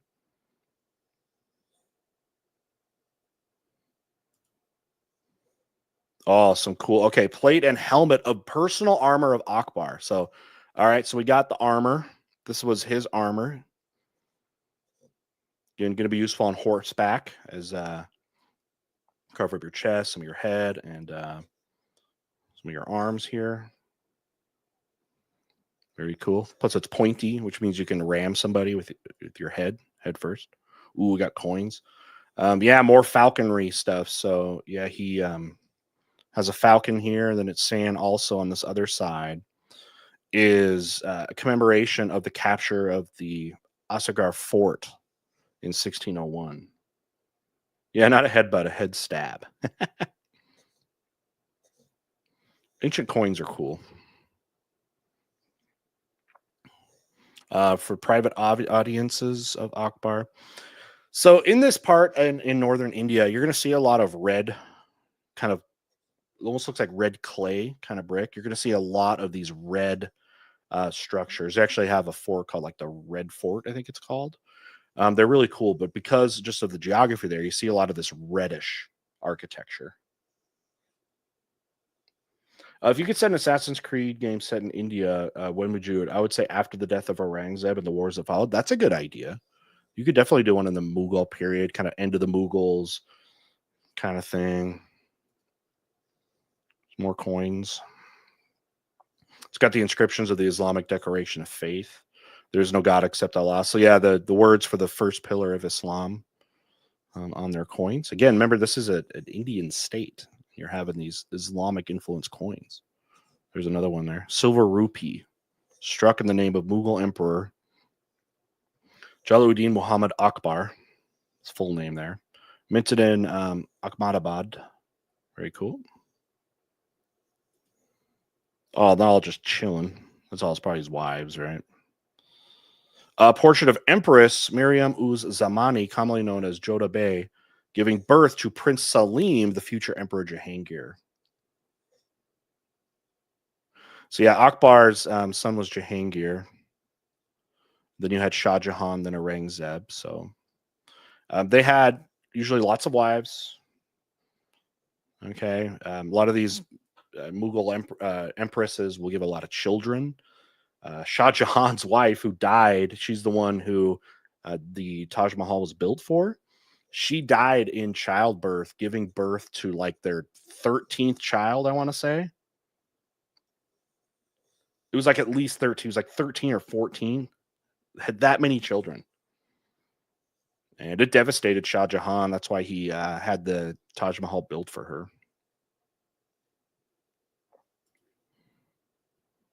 Ooh, Europeans, it looks like showing up here. Yep. Portuguese are showing up in the 1500s. Death of Bahadur Shah of Gujarat at Diu in front of the Portuguese in the 1537. So yeah, you can see the Portuguese are starting to show up. Again, the Portuguese were allowed to come in and trade. The Mughal Empire made a fortune, which made them amongst the richest empires in history because of that. And they're going to try to hijack it. Eventually, the French and English start showing up and kind of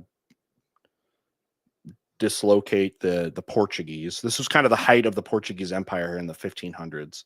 This is when they are really dominating the seas at this time.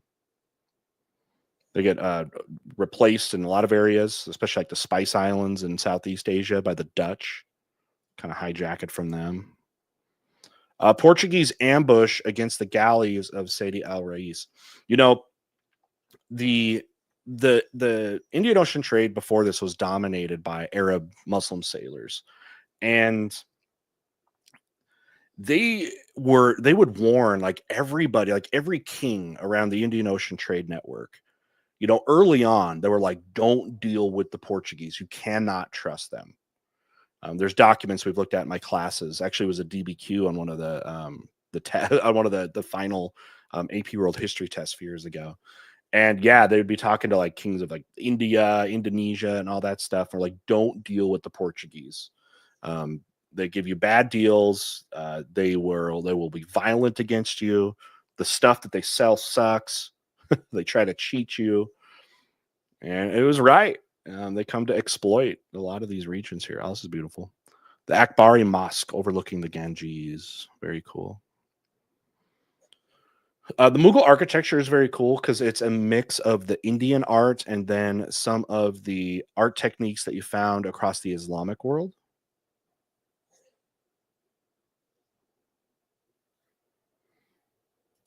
Wow. Speaking of having a lot of children, the record for a woman having children was a Russian who had 69 kids from the same guy, 16 pairs of twins, 7 sets of triplets, and 4 sets of quadruplets. What is going on with that woman's reproductive system? How could you just put out that many kids? And especially that many like twins and all that. Portrait of Mughal Emperor Akbar, invocation of a dua prayer. More war. Oh, not. Oh, wait, no, this is not a battle scene. Mughal Emperor Akbar welcomes his son Prince Salim, who's Jahangir, right? His name. Akbar holds a religious assembly of different faiths. Yeah, so one of the things that he was known for, so he was a Muslim, but again, he gave religious tolerance to the people in India, and his court was commonly filled with people of different faiths. He used to hold these like interfaith debate discussions. So here you might, have a Muslim, a Hindu, maybe a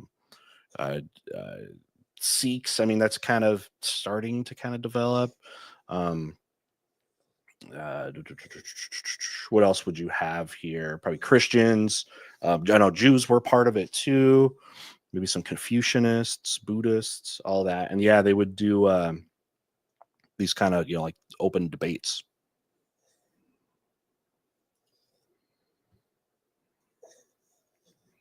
Square rupees, square money. You know, money's usually round, but we should have some more square money, right? Oh, look at this one. This one's cool. The Great Mogul. You also hear this, the Mogul. Basically, that's another form of them saying Mughal. Discoursing with a humble fakir. I don't know what a fakir is. Is that like a Hindu something? The Wendy's of currency, because they have squares. It's more art. Akbar enters Surat triumphantly. A lot of triumphant art. And we'll wrap this up here. Akbar hunting with cheetahs. Now, cheetahs are not indigenous to India, though, right? So did they import these? And these, there's the Mughals are so good at horseback, so good at archery, and so good at like hunting. They're like, animals are too slow for us. We need somebody go find the fastest animal in the world and go get a whole bunch of them so we can go and hunt them. That's how I assume that conversation went down. All right. Okay, so yeah, another audience, coming here. I've noticed in a couple of these pictures, they'll do like the outer wall at the bottom of them. And then there'll be like some kind of commotion or something in like the outer gate. Like in one of them I saw, it looked like a peasant was like trying to get in. It looks like right here, like some dude's trying to get in here. And this guy in the yellow at the bottom is like, no, you can't come see him. Do you have an appointment? You know what I mean? I'll chilling with this girl, smoking some hookah. So that'd be like his favorite wife. So you have like your like legal kind of favorite wife. Then you had all your side chicks. Because they all had like mistresses, And then the last one I'll show you here. The Gate of Akbar's Mausoleum in Agra. Oh, it's in Agra as well. Okay, cool. Very cool. But yeah, this is the front of this is very like the minarets, okay, this kind of thing, that kind of the Islamic influence, but a lot of this some of the style, like these kind of archways, you see like in India. So the Mughals had cool combinations of artwork that were really, really impressive. Okay. All right, I got to take a break for a second, guys. I need to let Frankie out. Maybe I'll grab another drink real quick. Don't go anywhere. Next up, we're going to go and talk about Cyrus the Great. We'll go ahead and talk Cyrus. I don't know if I can get through as much talking as I'm doing on all of these candidates today. But we can save some discussion for some other time. Maybe you guys are enjoying this. I'm kind of having fun, just kind of teaching you guys through some of the pictures. Thank you, Professor What. And let's coordinate for History Showdown. All right, let's play play a quick fun video for our break. You guys mind if I show you my most recent original? Well, we might as well be down with it because I'm going to show you. You guys know I occasionally put out some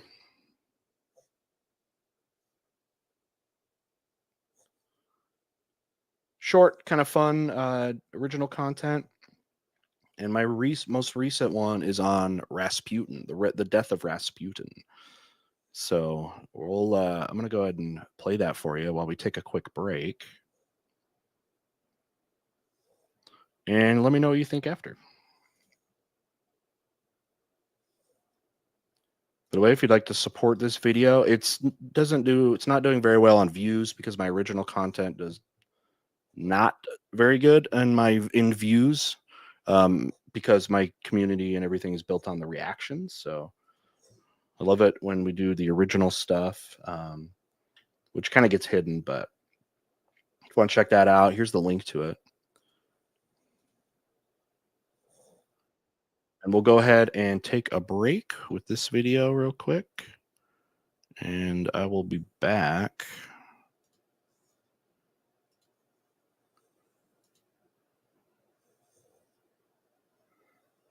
momentarily. All right, here we go. December 16th, 1916. An over-the-top murder plot unfolded in one of Russia's most extravagant palaces. The crime was the cherry on the top of an ongoing smear campaign against the victim, a man who had somehow wormed his way into the highest echelons of Russian power. It rattled the aristocracy just as World War I was steamrolling through Europe, and Russia was teetering on the edge of revolution. Seems like great timing.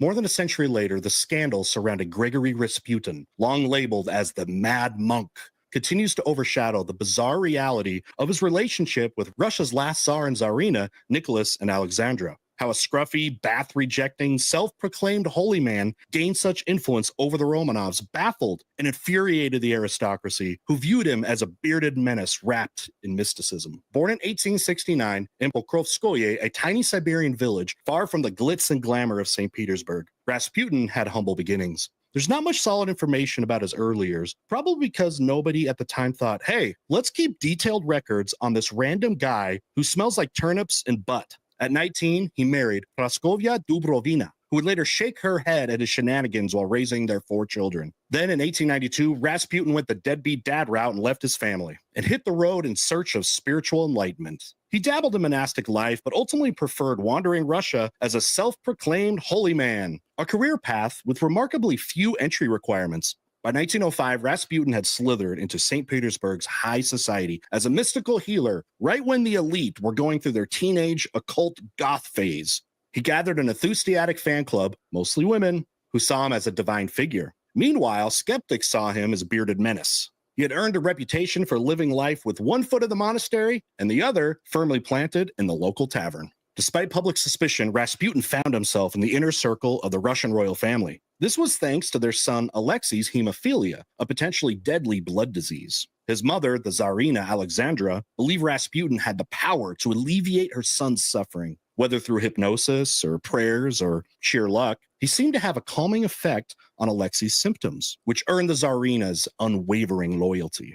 But Rasputin was not content to stick to faith healing. He began handing out political advice like some weird Russian candy, which did not sit well with the aristocracy. Many Romanovs saw him as a fraud, a charlatan, and possibly the worst dinner guest imaginable. Even Alexandra's own sister, the Grand Duchess Elizabeth, tried to warn her about him, but Alexandra was not having it. Instead, she doubled down on her trust in the holy man, while the rest of the royal family collectively groaned. By 1950, with World War I in full swing, Tsar Nicholas left for the front, leaving Alexandra and Rasputin to run the show back home. This, of course, went exactly as well as one would expect. Alexandra relied on Rasputin more than ever, and the scandals surrounding their relationship escalated. Wild rumors, including some that would make Reddit blush, swirled about their bond. Rasputin's name became synonymous with why everything is going wrong in Russia. At this point, Rasputin had more enemies than a villain in a spy movie, and assassinated plots started piling up. He had already survived a near-fatal stabbing in 1914, but that wasn't enough for his enemies. Enter Prince Felix Yusupov, a fabulously wealthy aristocrat who decided that if Rasputin couldn't go quietly, he'd have to be helped along. On the night of December 16th, 1916, Yusupov lured Rasputin to his Moika palace with the classic bait, "Chicks will be there." To set the mood, Yusupov decked out the basement with exotic decor, an open fire, and a table full of cakes and wine.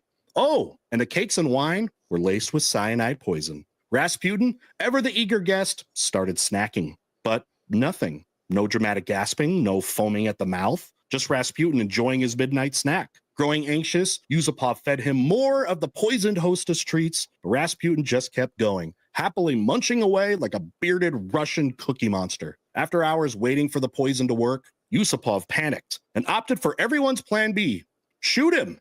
He fired a shot to the chest and Rasputin collapsed. Thinking the job was done, Yusupov went upstairs, only to return and find Rasputin was stirring about. Their eyes met. Rasputin sprang up, presumably with the energy of a man who just realized he's been invited to the worst dinner party of his life. What followed was a horror movie sequence. Rasputin tried to escape. Yusupov's accomplices chased him into the courtyard, and more shots were fired. After a few missed attempts, they finally landed a bullet in his forehead, which seemed to do the trick. To be extra sure, spread some celebratory vodka toasts.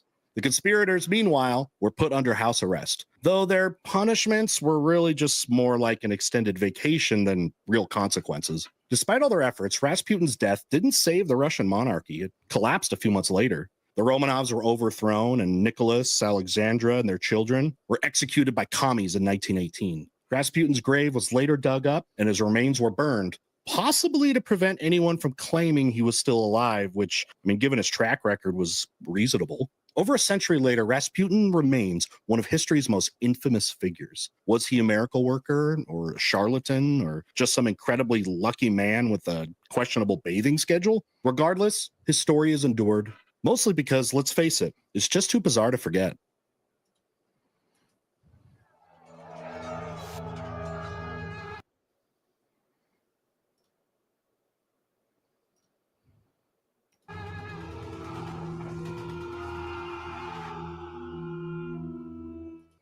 Here's my other one. Who did the Mayas sacrifice? Yeah. If you saw, I jumped ahead a little bit. That video was demonetized by YouTube. So thanks for the support you give. If you notice, it showed for probably two half seconds. In that video, there's 5 seconds. It's about 5 seconds of Rasputin after he died, with his body wrapped up after they reclaimed it from the river, and that apparently demonetized the video. So yeah, hopefully he doesn't get a copyright strike for showing that video again in the live stream.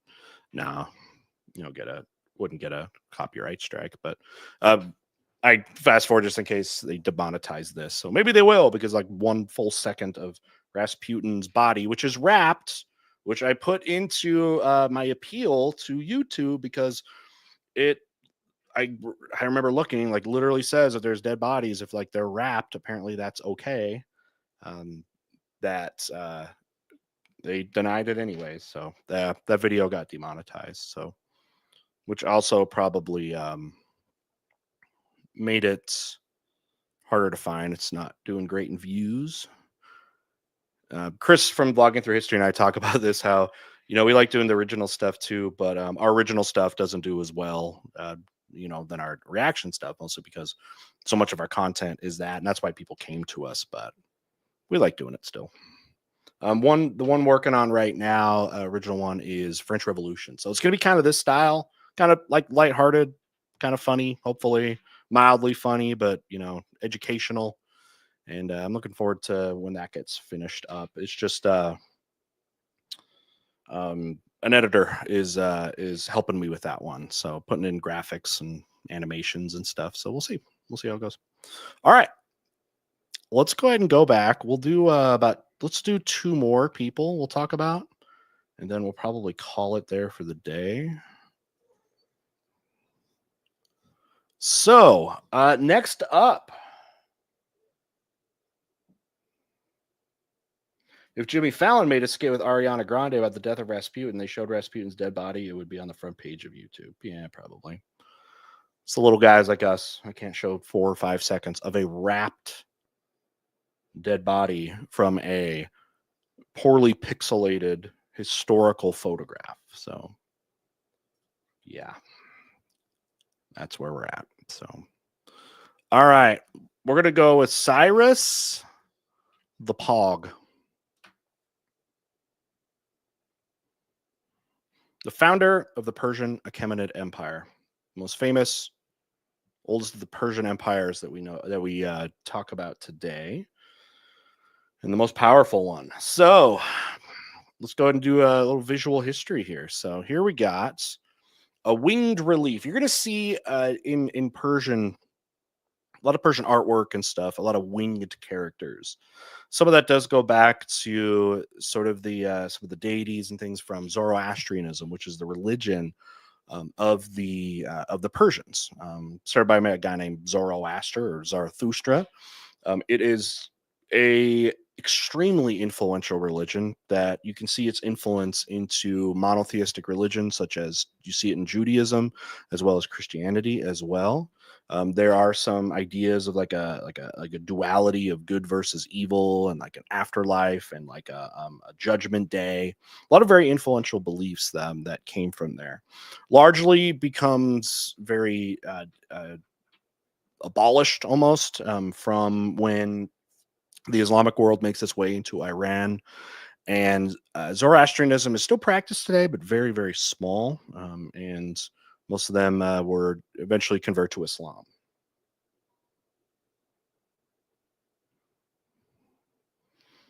Anyway, but yeah, you will see that Ahura Mazda, and the was like the main deity of Zoroastrianism. But one thing you see common, and this is not just like a Persian thing, but where you integrate religious elements. Oh, we have super chat. Religious elements to justify the rule of people, that you are ruling because you are a defender of God, or like chosen by God. It's a very common element in history. Jen, sorry, I think you did one earlier. Oh, you did. Thank you so much. You re-upped your membership, 38 months. Thank you so much. Yeah, we want some Frankie snacks. Is that what we want? Thank you. The stream probably get demonetized. Yeah, it probably will. For other stuff as well, but €5. Thank you. The stream probably got demonetized for the highly insensitively wrapped body of Rasputin. Take this. Also, Frankie snacks. All right. He just heard his name and the S word, so he is come over here. We'll go ahead and give him something here, okay? You guys want to see? You don't know Frankie, nor my floor, which is really dirty. And my floss pick here. Is that a Jimmy John's bag under there? I didn't even see that. How did that get on the ground? Thus spoke Zarathustra. Where?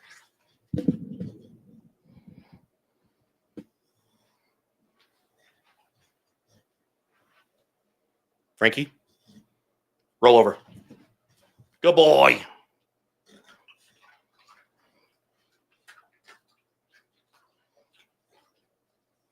Frankie, bang. Let's do it again. Ready? Bang, bang. You actually already did it before that. When he sees the gun, he plays dead. All right, come here. Who's a good boy? Who's a good boy? Yeah, he's got a collar. Kisses. Kisses. Kisses. Kisses.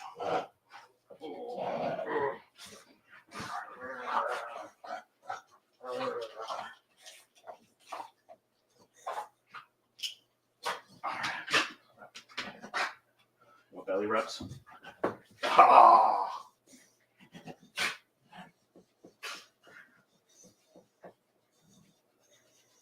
That feel good?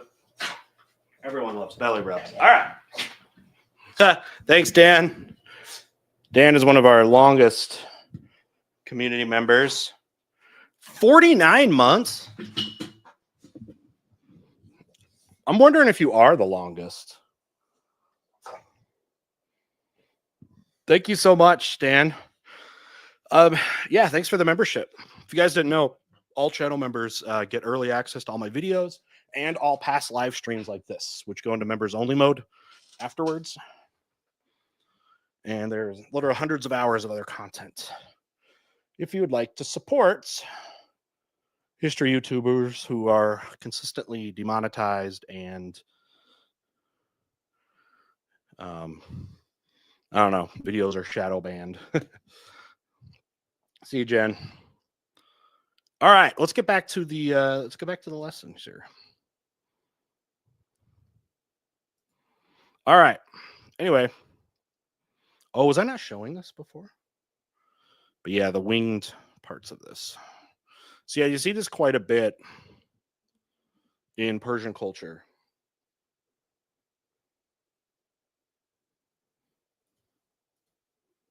Oh, we got a bot.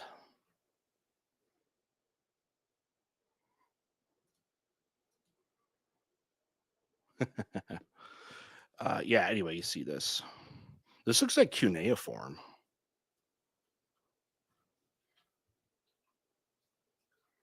They didn't use cuneiform, though. This looks like cuneiform. Is there details on this? The four-winged guardian figure that may depict Cyrus, known as bas relief, on a doorway pillar from the Pasogade. The inscription says, "I am Cyrus the king, an Achaemenian." Scholars doubting that it depicts Cyrus note the inscription was later inscribed in a later period, and that the same inscription is found in other places in the complex. Is this not cuneiform? Black Adder. I've heard of that, I think. Isn't this cuneiform? That was not used here. And pretty much was stopped being used after the Bronze Age collapse. All right, anyway, the standard of Cyrus the Great, founder of the empire. Very cool. So yeah, you see the imagery with like the winged characters. Got the sun here. They in their religious beliefs kind of feel that there's like this day versus night battle that goes on, and they fight back and forth, which is why you got like day versus night. Okay, wait. Oh, it's Akkadian. So it was using cuneiform script. So that was written in the Akkadian language, the cuneiform script. I am Cyrus the king, an Achaemenian, in Old Persian, Elamite, and Akkadian languages. So there was a lot of that influence. So why this writing looks like this, by the way, was when this kind of script first came around, like with the Sumerians, who were developed the oldest writing system in the world. They did a lot of their writing in clay. So what they would do is like paper. They didn't really use so much. It was in that area, wood. Is very kind of like rare, and there wasn't a lot of materials to make like something like a paper. You know what I mean?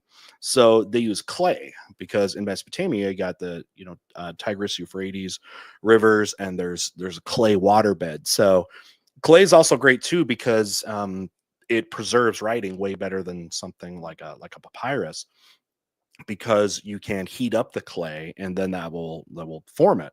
So the writing system that they use here was used with wedges. So you get like a knife kind of thing, you know what I mean?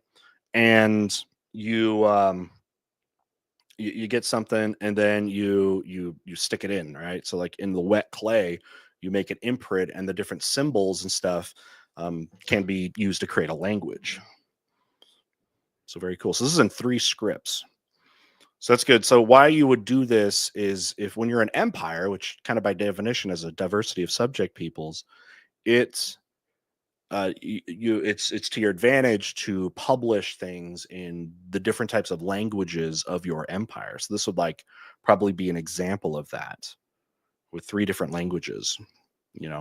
That, for example, is so important to us as like historians, because if one of these languages go dead and other ones survive, you can use the surviving ones to translate the dead languages. A good example of that was the Rosetta Stone.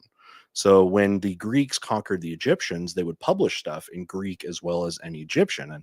And there's a couple different forms of Egyptian, but with hieroglyphics being gone extinct, the Rosetta Stone had something like this, which was the same thing printed in 3 different languages, and they used the Greek, which was still known, to translate the Egyptian. So this kind of stuff is really important to see languages and things side by side for translating purposes. Very cool. All right, this is, let's see, a king sending someone to kill a young Cyrus. Is the little boy, that's Cyrus, they want to kill him, or one of these little boys? They don't want him to be king. That's rude. What do we got here? Cyrus hunting a wild boar. Made in the Palace of Versailles. Yeah, you could tell this was European painted because they're making Cyrus a white guy. I don't hate Napoleon. It's mostly a running gag, by the way. The whole where I say Napoleon is overrated. It's more of a running gag between like me and Chris from Vlogging Through History and just Napoleon people. That's just kind of turned into like a running joke. But yeah, it does European. Like the Europeans just like made everyone white. All the heroic people. All right. Victory of Cyrus over Lydia's. So Lydia was one of the other. The Lydians were another kingdom. Battle of Thimbra. Got to contribute to the joke. Yeah, that's fun. Fun jokes like that. This is Greek. You can tell this is a Greek, older Greek style. So I think if I'm right, if I remember right, from my college studies with ancient Greek and ancient Greek art, they would do. You could tell some of the pottery ages by what colors they were using. So there's like a red figure. I think the dark glaze with the reddish. This probably would have been a lot more red when it was made for the front figures, and you can tell its age by some of that. So, however, it's not Cyrus that is going to invade. It's going to be later ones like Darius and Xerxes. So the Persian Empire is one of the earliest sort of like super powers. It was the biggest empire that had existed up to that time period in history. So it's at this time you see this red area is an area where the Persians are going to invade.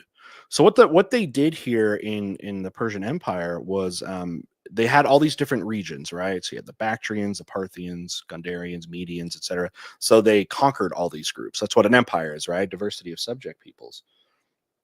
And so they conquered that. And you're going to see they're going to conquer the Fertile Crescent. That's what this shape is, the fertile region of this area, because you have the Tigris and Euphrates right up through here, and then the coast, and then the Jordan River a little bit over here.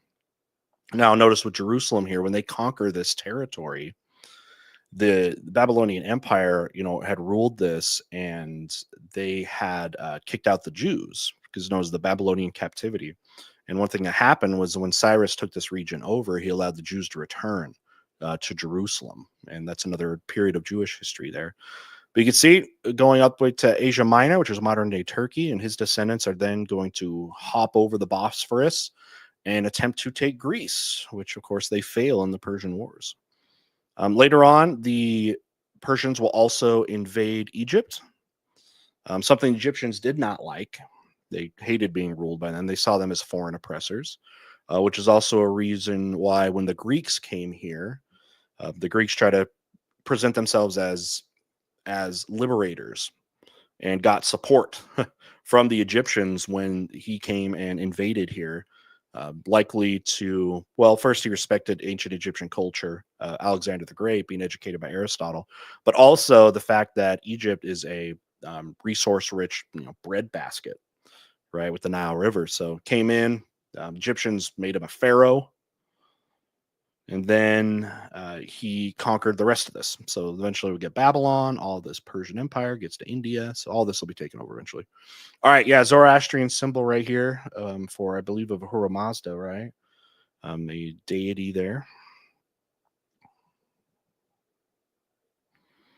So this is Achaemenid soldiers fighting the Scythians. Notice the recurved bow. This is something you're going to see in Central Asia. It gives it a more compact shape while also being incredibly explosive. The recurve shape there. Ahura Mazda, yeah, like the car company. Yep. Except that Mazda is a Japanese company, so I don't know how they got that, but Ahura Mazda.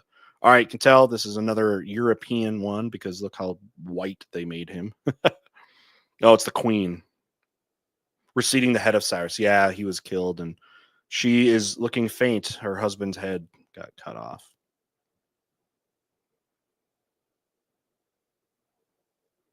They're also using like more modern weaponry. Like they did not use this. This is a what's this called? A halberdier, which is like part axe, part spear. There's Cyrus's tomb. I do know this. Alexander paid this a visit.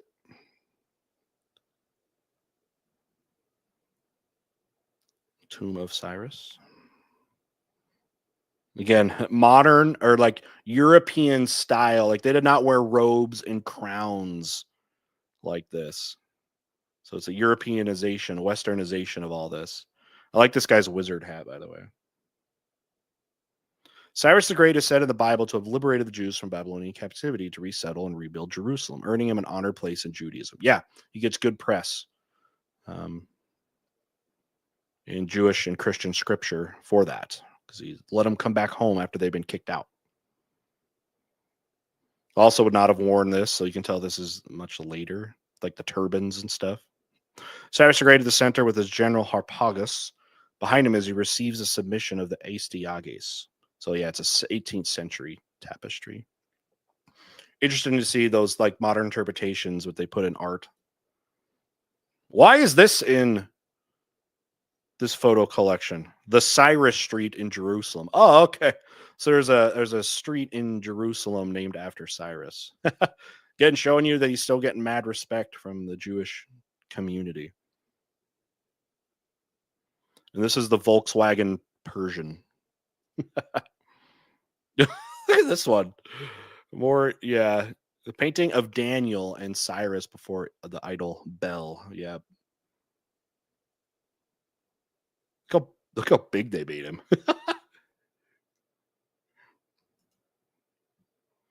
Some more symbology. Oh, that statue of Cyrus. I think I showed you this at the very beginning of the presentation. The Dawn of Human Rights. This is in Sydney. Yeah, so one of the things that he is kind of known for, he's kind of neat. These guys are obviously like brutal conquerors and stuff like that, but you add the nuance, especially for their time, of having like they had like some kind of thing about like rights, like civil rights, human rights, like a base for that in their empire of, again, allowing with some of the religious diversity and things like that. So Cyrus kind of seen as one of those ancient figures that you can see as an ancient version, obviously, of civil, human, religious rights. 17th century bust of Cyrus the Great in Germany. So you can see he's getting mad respect in Germany with a what like to them in Germany, like they're where are you from? You're from like Persia, wherever that is. We'll just make you look Ottoman. This is a corn on the cob. No, just kidding. The Cyrus Cylinder, a contemporary cuneiform script proclaiming Cyrus as legitimate king in Babylon. That's cool. Looks like an eaten corn on the cob, but if you look at it really closely, man, you would have needed a tiny little tool to put in the engravings here to do the cuneiform script.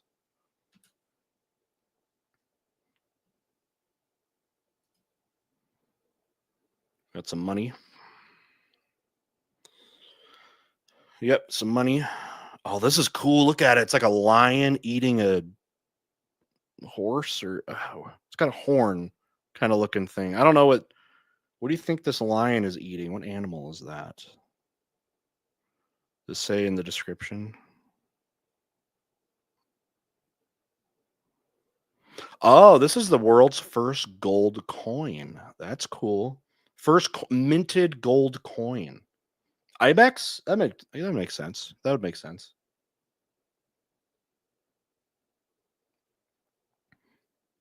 Cool. First gold coin. I did not know gold minted coin. What's the symbol? KU. Okay. Ooh, U.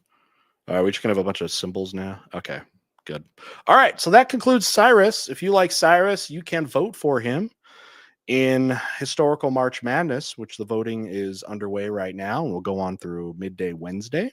The link to vote is in the description and also pinned in the YouTube chat.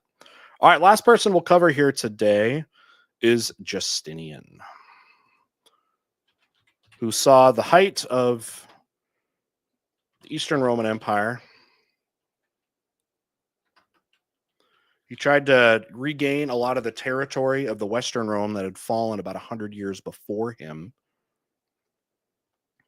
And let's go ahead and go through the imagery. So this is probably the most famous artwork depicting Justinian, this is we call this style mosaic. It's where you use little tile pieces, you color them beautifully, and you put it together, which is very cool. One cool thing about mosaics is if part of it breaks or something, you can just replace it very easily. Just try to find a color match, and there you go. Better than restoring like an old painting. This can be a lot easier to do it. You can put it on walls, ceilings, you can put it on floors. Famously, we'll see if it comes up here. Next to him on his left, our right, will be his gal, Theodora. All right, what we're looking at here is Tauresium, an ancient town and the birthplace of Justinian, located today in what is Macedonia. So these are obviously the foundations, but yeah, very cool. So in this town, he was born. Very cool. Malik says this is second most overrated historical figure. He gets way too much love. He is very influential, though. Justinian's law code is going to be a model law code for law systems all across Europe. After that, he really transforms Constantinople into the city that it's going to be as well. Incredible architectural projects. He beautified the Hagia Sophia and really kind of made it look a lot more like what it looks like now, rather than the original Constantine version. All right, so here's another one. You get some Theodora in here. Very cool. I really like mosaic art. So the ancient Romans did this, and it carried on through the Byzantine years. Here's angry Justinian. So this is in Venice. It says perhaps representing Justinian. Don't know. Does it look like a Justinian to you? All right, more cool carved reliefs. Thinking this could be Justinian or Anastasius the First. I love relief sculptures. So cool. Just imagine making this stuff. Like, these artists were so incredible. Just so incredible. All right, and because when you're a Roman, you got to copy everybody. So this is a reconstruction of the column of Justinian.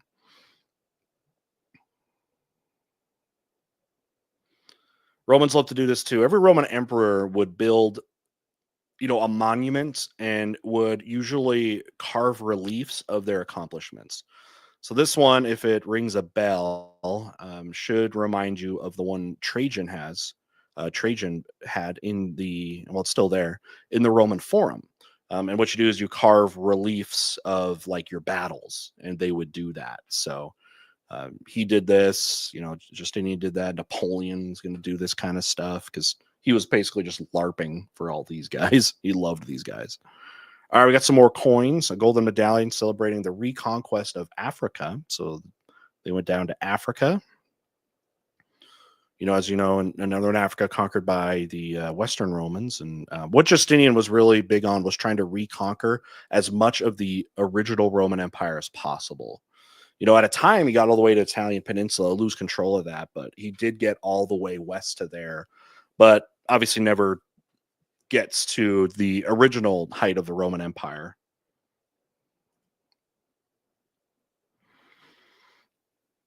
Okay, so yeah, this is what we're talking about. So the when the empire split, which happened, which was pretty close to happening about wherever this dark red and the lighter red meets here.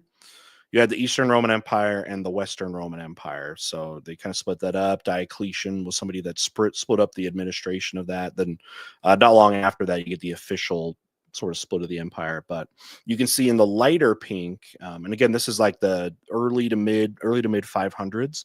Now, Western Rome, that emperor was unseated in 476. So it's pushing about 100 years since this was all Roman controlled.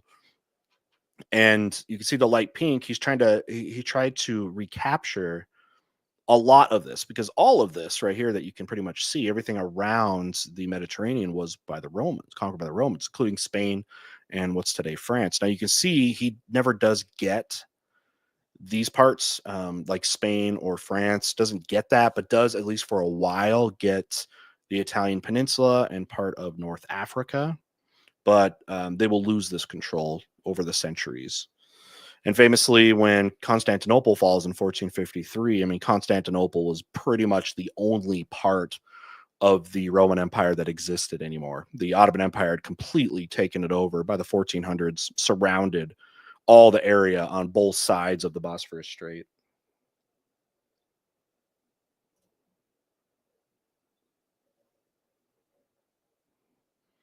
All right, map of the Byzantine Sasanian frontier. So the Sassanid Empire was the Persian Empire at the time of the Roman Empire. They were, the enemies of the Romans for a long time. It's one reason why Constantine moved the capital over to what's going to be Constantinople. It was called Byzantium then, but go over here to be closer to their enemy. Now, interestingly, the Byzantines and the Sasanians are going to fight each other for centuries and really cause a lot of damage to each other, fighting over Mesopotamia and stuff. And their weakened status definitely made it a lot easier that once you get the Rashidun Caliphate, so once you get the first Islamic Caliphate in the 7th century, they were able to defeat both of them. And because they were so weakened, they were so weakened from years of fighting each other, the Muslims were able to come in and take all this territory eventually. All right, I've got some more coinage. Spanish Visigothic coin in the name of Emperor Justinian. So yeah, very cool. So good Visigoths, that's like Germanic. They ruled and conquered a lot of Spain during the latter years of the Roman Empire and afterwards. Okay, a little bit more. So this is showing, again, this is the height of the Byzantine Empire, of what they controlled. And again, this was largely responsible to warfare by Justinian as he was trying to recapture so much of this. But they will lose it. Okay, a lot of this, again, all this territory down south of basically like Mesopotamia and south, the early Islamic caliphates will take this over. You're going to get the Rashidun, you're going to get the Umayyad, who are going to come all the way over in the 700s and take over Spain there.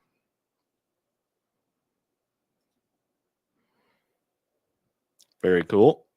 So here's that famous mosaic. Absolutely beautiful. So mosaic showing Justinian with the Bishop of Ravenna in Italy, bodyguards and courtiers. You can see they like copy and paste the faces so much back in these days.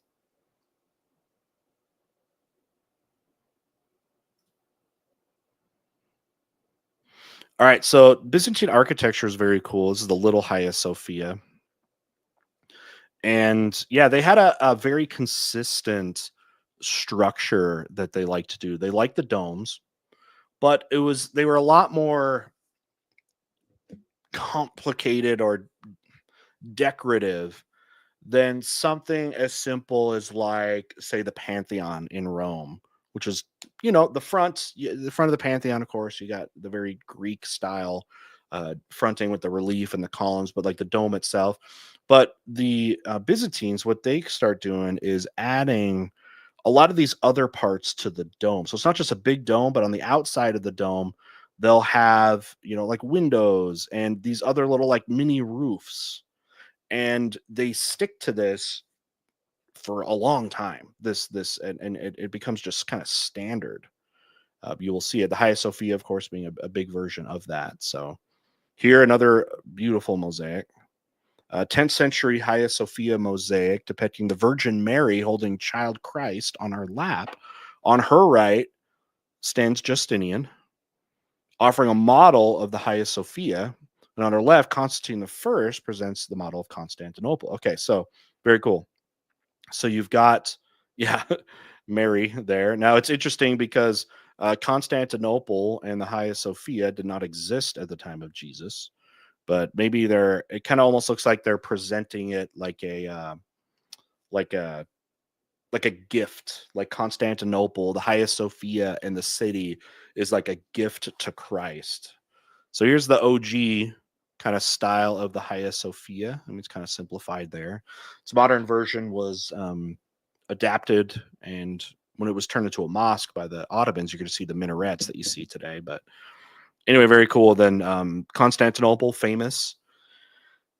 Lee had probably the best walled fortifications of any city on the planet.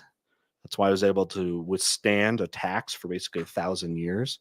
Being located there in the Bosphorus Strait put it in the crossroads of a lot of different empires, a lot of different trading routes, had a lot of economic value. So it was constantly attacked. And it wasn't until the invention of cannons and the Ottomans bringing cannons to the Ottoman or to Constantinople that the city finally fell.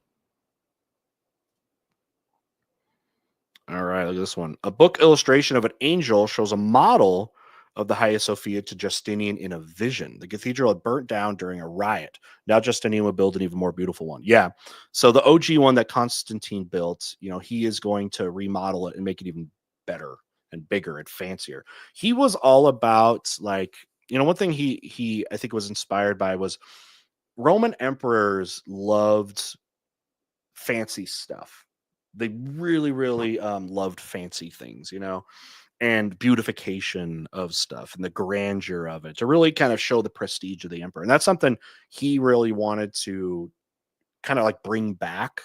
So that's why he would do these architectural projects and spend so much money on the arts and the architecture. And he wanted to build that. Malik, who was a Justinian Byzantine hater. Justinian is really overrated. Like his reign is like a Byzantine mosaic. Looks impressive from a distance, but up close, just a bunch of tiny broken pieces of broken wish. Well, I mean, this empire is going to last 1,000 years. So you can kind of consider that. Shows Justinian's full name. Very cool.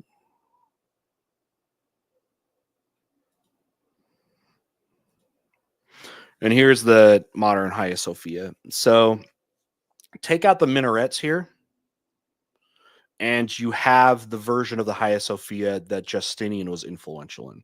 So it's going to be one of the biggest domes in the world, and by space was the largest church in Christianity, also for about 1,000 years until St. Peter's was remodeled in 14 and 1500s. But you can see the Roman domes, right? That's an influence from there. And again, you have all these like little half domes, kind of semi domes, and those reliefs there. Now, when this will be conquered in 1453, the city, it was converted into a mosque, and that's where you build up these minarets, which are common features in mosques, as they're symbolic, but also have a useful function for the call to prayer. So if you can see that there's speakers, if you look really closely, you can see speakers. Back in the day before speakers were invented, you might have a guy go up here, go up a staircase or something, and then from here, announce that it's time for one of the daily prayers, right? Hey, we got History Underground in here. What's up, JD?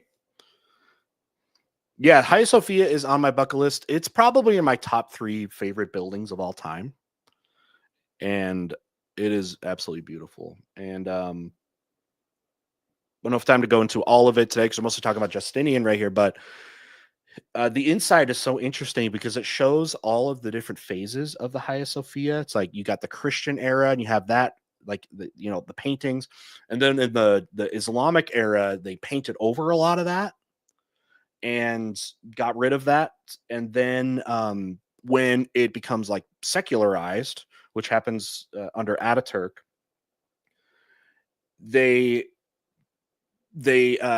were able to see that you could like peel back some of the Islamic stuff that was over the original Christian stuff, and you could see like both at the same time.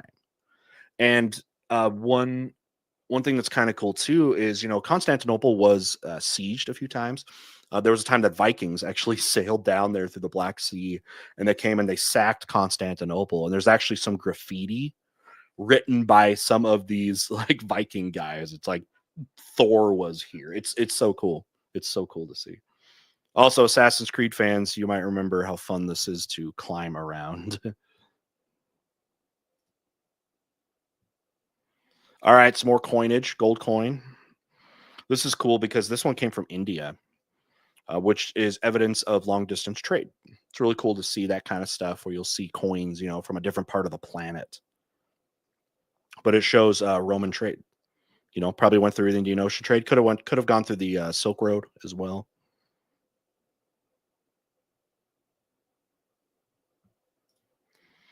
Without Justinian, you don't have the Justinian Code, which arguably single-handedly makes the Byzantine Empire last for so long. Yeah, the height of the Roman Empire was very much founded on their law principles. They were very much about their law, very influential, right? And again, Justinian, trying to revive the Roman Empire, he codified a lot of new laws. He reorganized the law system, and that was a major lasting influence because a lot of, like I said earlier, a lot of medieval rulers used Justinian's law code as a basis for a lot of medieval law. That's the most lasting, like, intellectual influence of Justinian, other than the architecture and this stuff. But yeah, was from that time point. All right, it's more mosaics. Very cool. So this is in the Great Palace of Constantinople.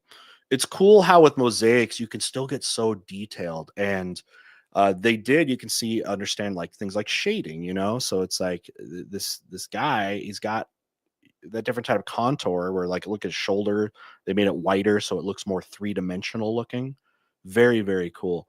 I also feel like I don't know, this horse is kind of giving a funny face. It's like, oh yeah, speak to me in my right ear. But it looks like he's about to get a treat, so that's cute. More Justinian one. There's a lot better mosaics with him, but very cool. He's older here. You can see he's getting pudged up a little bit. He's getting a little weight in the neck, like all of us unfortunately do. Ravenna in Italy becomes a very important city for the empire there, kind of like a new, almost like Byzantine capital. There we go. So Justinian was one of the first Roman emperors to be depicted holding the cross-surmounted orb on the obverse of the coin. Apple of Eden. Apple of Eden. All right. This is a much later painting, obviously. So this is from 1886, Emperor Justinian in council, prior to its restoration in 2020.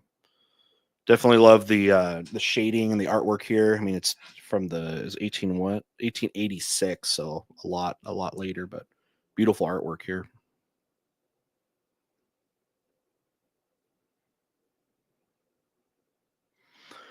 Theodora is also an incredible figure, as she was so powerful, and especially because she did come from monarchy. She was a high class courtesan, and made her way right into the inner circle of him, and makes maybe the greatest power couple in history, and one of the most influential women probably in history as well.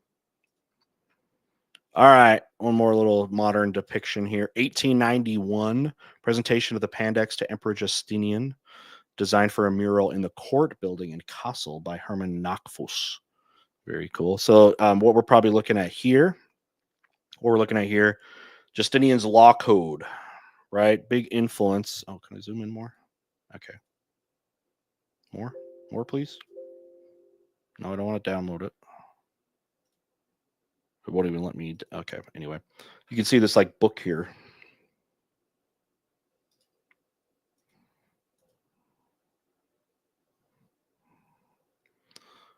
So this is going to be the compilation of the Roman laws. So again, he oversaw the codification and simplification or whatever of laws, and it's kind of being, here's like the final draft. You know what I mean?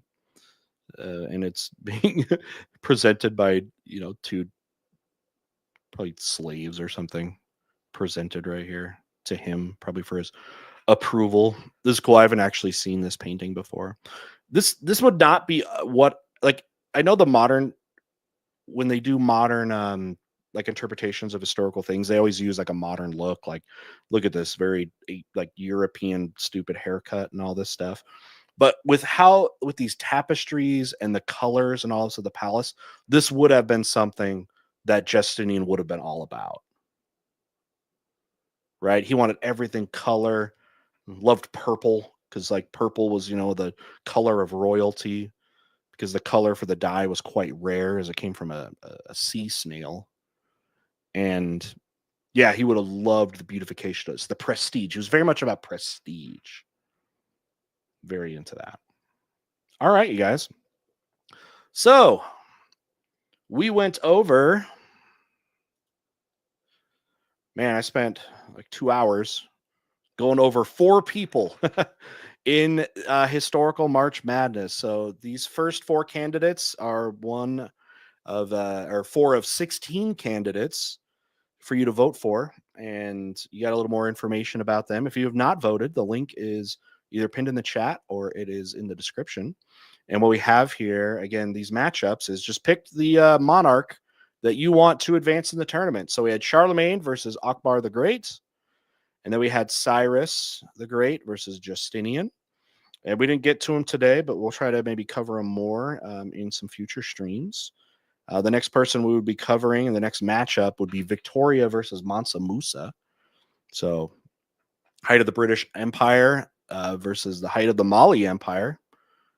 So, we got Queen Vic, Mansa Musa, richest man ever lived, perhaps. Hard to quantify his wealth, but essentially had a monopoly on gold. And much of the world was getting gold from him in Western Africa. All right, then we have Catherine the Great versus Japanese Emperor Meiji. So we'll try to get to talking more about these characters. All these characters have incredible, interesting stories here. Dan, thank you for the super chat. Dan says, when's the toga stream dropping? Do you want me to wear a toga? We need to bring back togas. I talked to my students about that. It's like, don't you wish that when you woke up, you could just roll in your bed, roll into your bed sheets, and just call that close for the day? Thanks again for the super chat. I appreciate your longtime support, Dan. All right, Emperor Meiji, who brings in the modernization of Japan. I like to call it the birth of the Japanese Empire as well. First Roman Emperor Augustus, Mr. I got a baby attached to my leg, is up against Ramses, who saw the height of the Egyptian Empire. There he is. Captured 3 guys with one hand. So you guys voting there. Then we had Genghis Khan, maybe the greatest conqueror in history. Probably. Versus the first emperor in history, Sargon of Akkad of the Akkadian Empire. You can see why he died. He had a head punched in. Then we got I've got a giant onion on my head, Suleiman the Magnificent, who oversaw the height of the Ottoman Empire. Catherine the Great will finally end those horse rumors. Yep, those rumors, because she was not liked by a lot of people. She was seen as a foreign oppressor by a lot of Russians. She was not Russian. She did go with significant efforts to do things like learn about Russia, like she learned Russian, like the language, learn the culture. But anyway, it was quite oppressive to the lower classes, though. But saw the expansion and the height of the Russian Empire. All right, then Louis XIV, Mr. I am fabulous, height of the French Empire.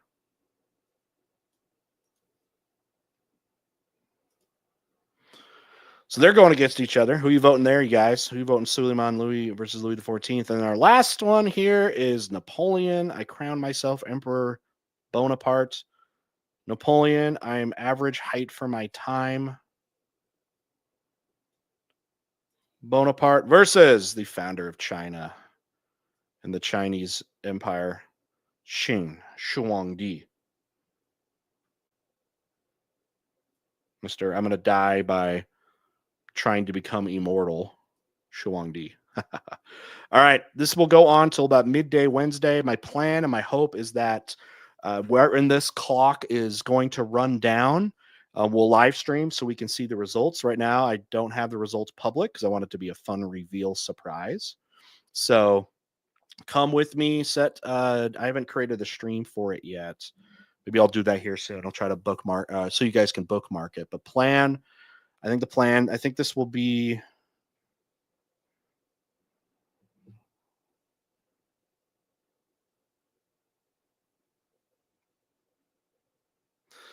Yeah, Wednesday. I think this is 2 p.m. Eastern time.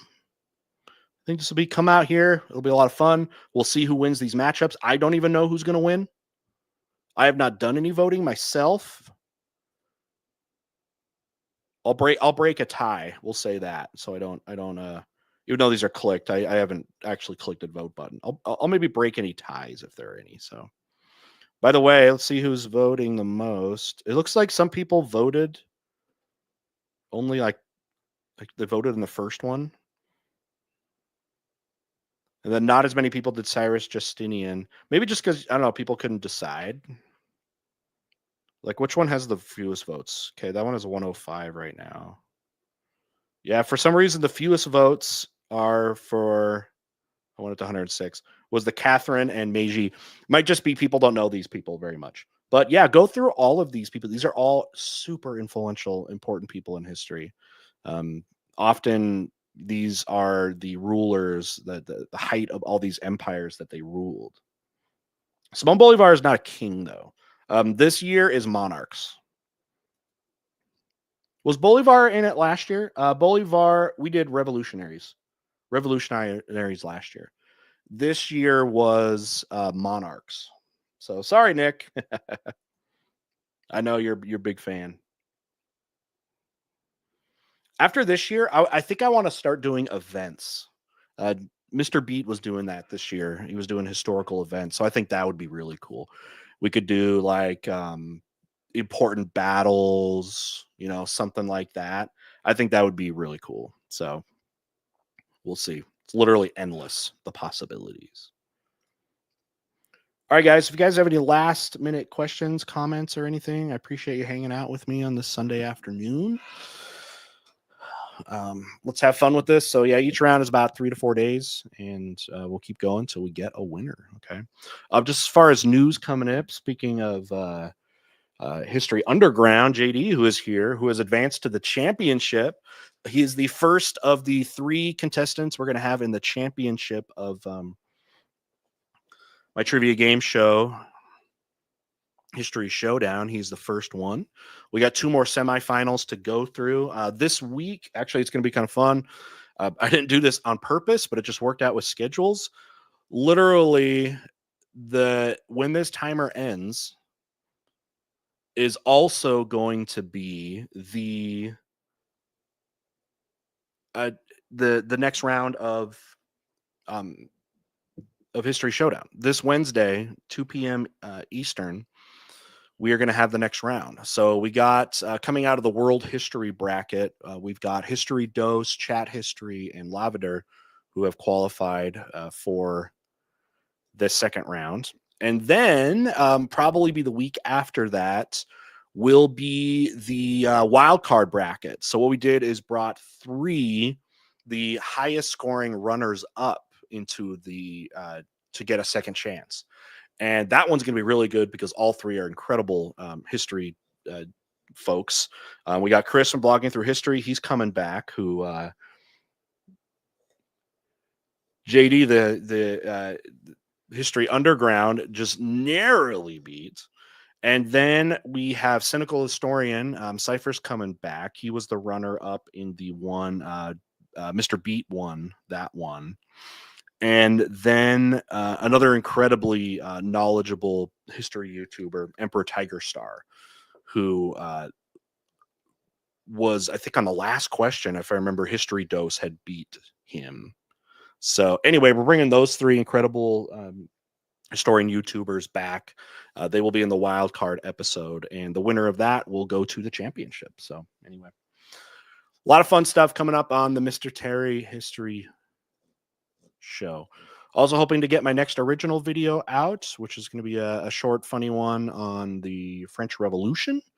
Just waiting for the editor to finish up the graphics for that. I don't know when that's exactly going to be, but that should be coming out here pretty soon.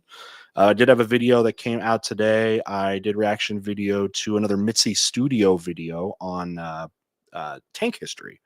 It was a lot of fun, so that is up right now, so definitely check that out.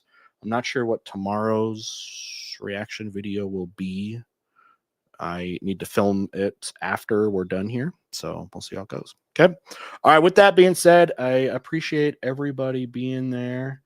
What if you're able to manage to get alternate history club? Yeah, I invited a ton of people. There's a lot of people, and actually, it was really impressed. I was really surprised and impressed with how many YouTubers I contacted that accepted it, and a lot of them were people I'd never talked to.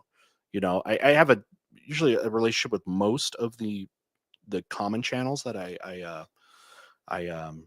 cover. Um, but yeah, a lot of them came back. So we'll definitely. There's some people that were unable to do it this season, if you will call if you want to call it that want to come back. Blue Jay couldn't do it, but he definitely said he would be, or definitely said he would consider doing a season 2. Who was the other one that history was Psy? Was it Psy that wanted? I think couldn't do it. Cody from Alternate History Hub. Unfortunately, he kind of went on at least at the time when I was putting out invites, kind of went on a communication lockdown. I think he was kind of getting. It seemed like because he did some tweets, he was kind of getting burned out from I think social media drama. So he kind of wasn't answering some of those things. But I've contacted him before, but he I think kind of went on a lockdown there.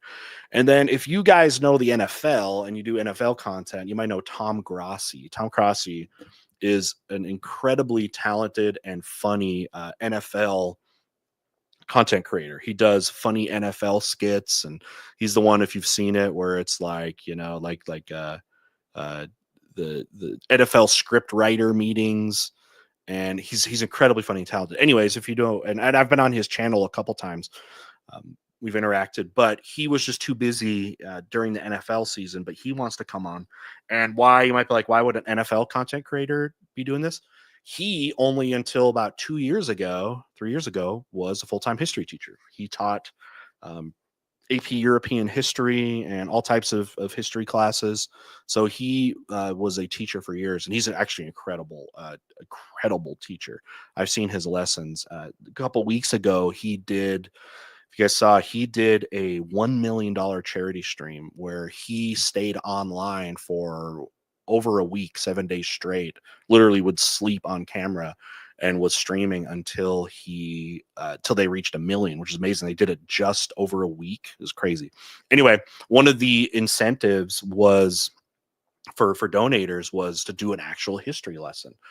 And I was captivated by it. So one of his favorite things to teach, which was cool because it gets brushed over super quickly, is basically the lost generation topic. So after World War I, it was called like this, the lost generation. It was this, there were these artists and writers that started doing art and literature based off of the kind of depressing psychological state of post World War I. And he did this incredible lesson. I was like captivated by it, about it. And it was so cool. It was so cool. Anyway, he said he would like to join if I can do this in the off season. That's kind of the plan, is to do season 2 in the summer. So anyway, those are some of the YouTubers that we're hoping to come back. I'm going to keep working. I want to get Griffin on from Armchair Historian. He didn't do it. He wasn't going to do it, or didn't do it. But I'll also invite, of course, a bunch of people that want to come back from this season. So I want to get as many new people as I can. But I'm going to definitely bring back some of the favorites. So anyway, that is the deal. All right. Anyway, with that, you all, we will go ahead and call it here. Hope you have a good rest of your Sunday, and yeah, take care. I will play the promo. Well, actually, I shouldn't. I don't need to do the History Showdown trailer. We actually got to do what we do when we exit every stream. It's a tradition for years. We got to build the flag. So with that, we'll see you all very soon. Bye.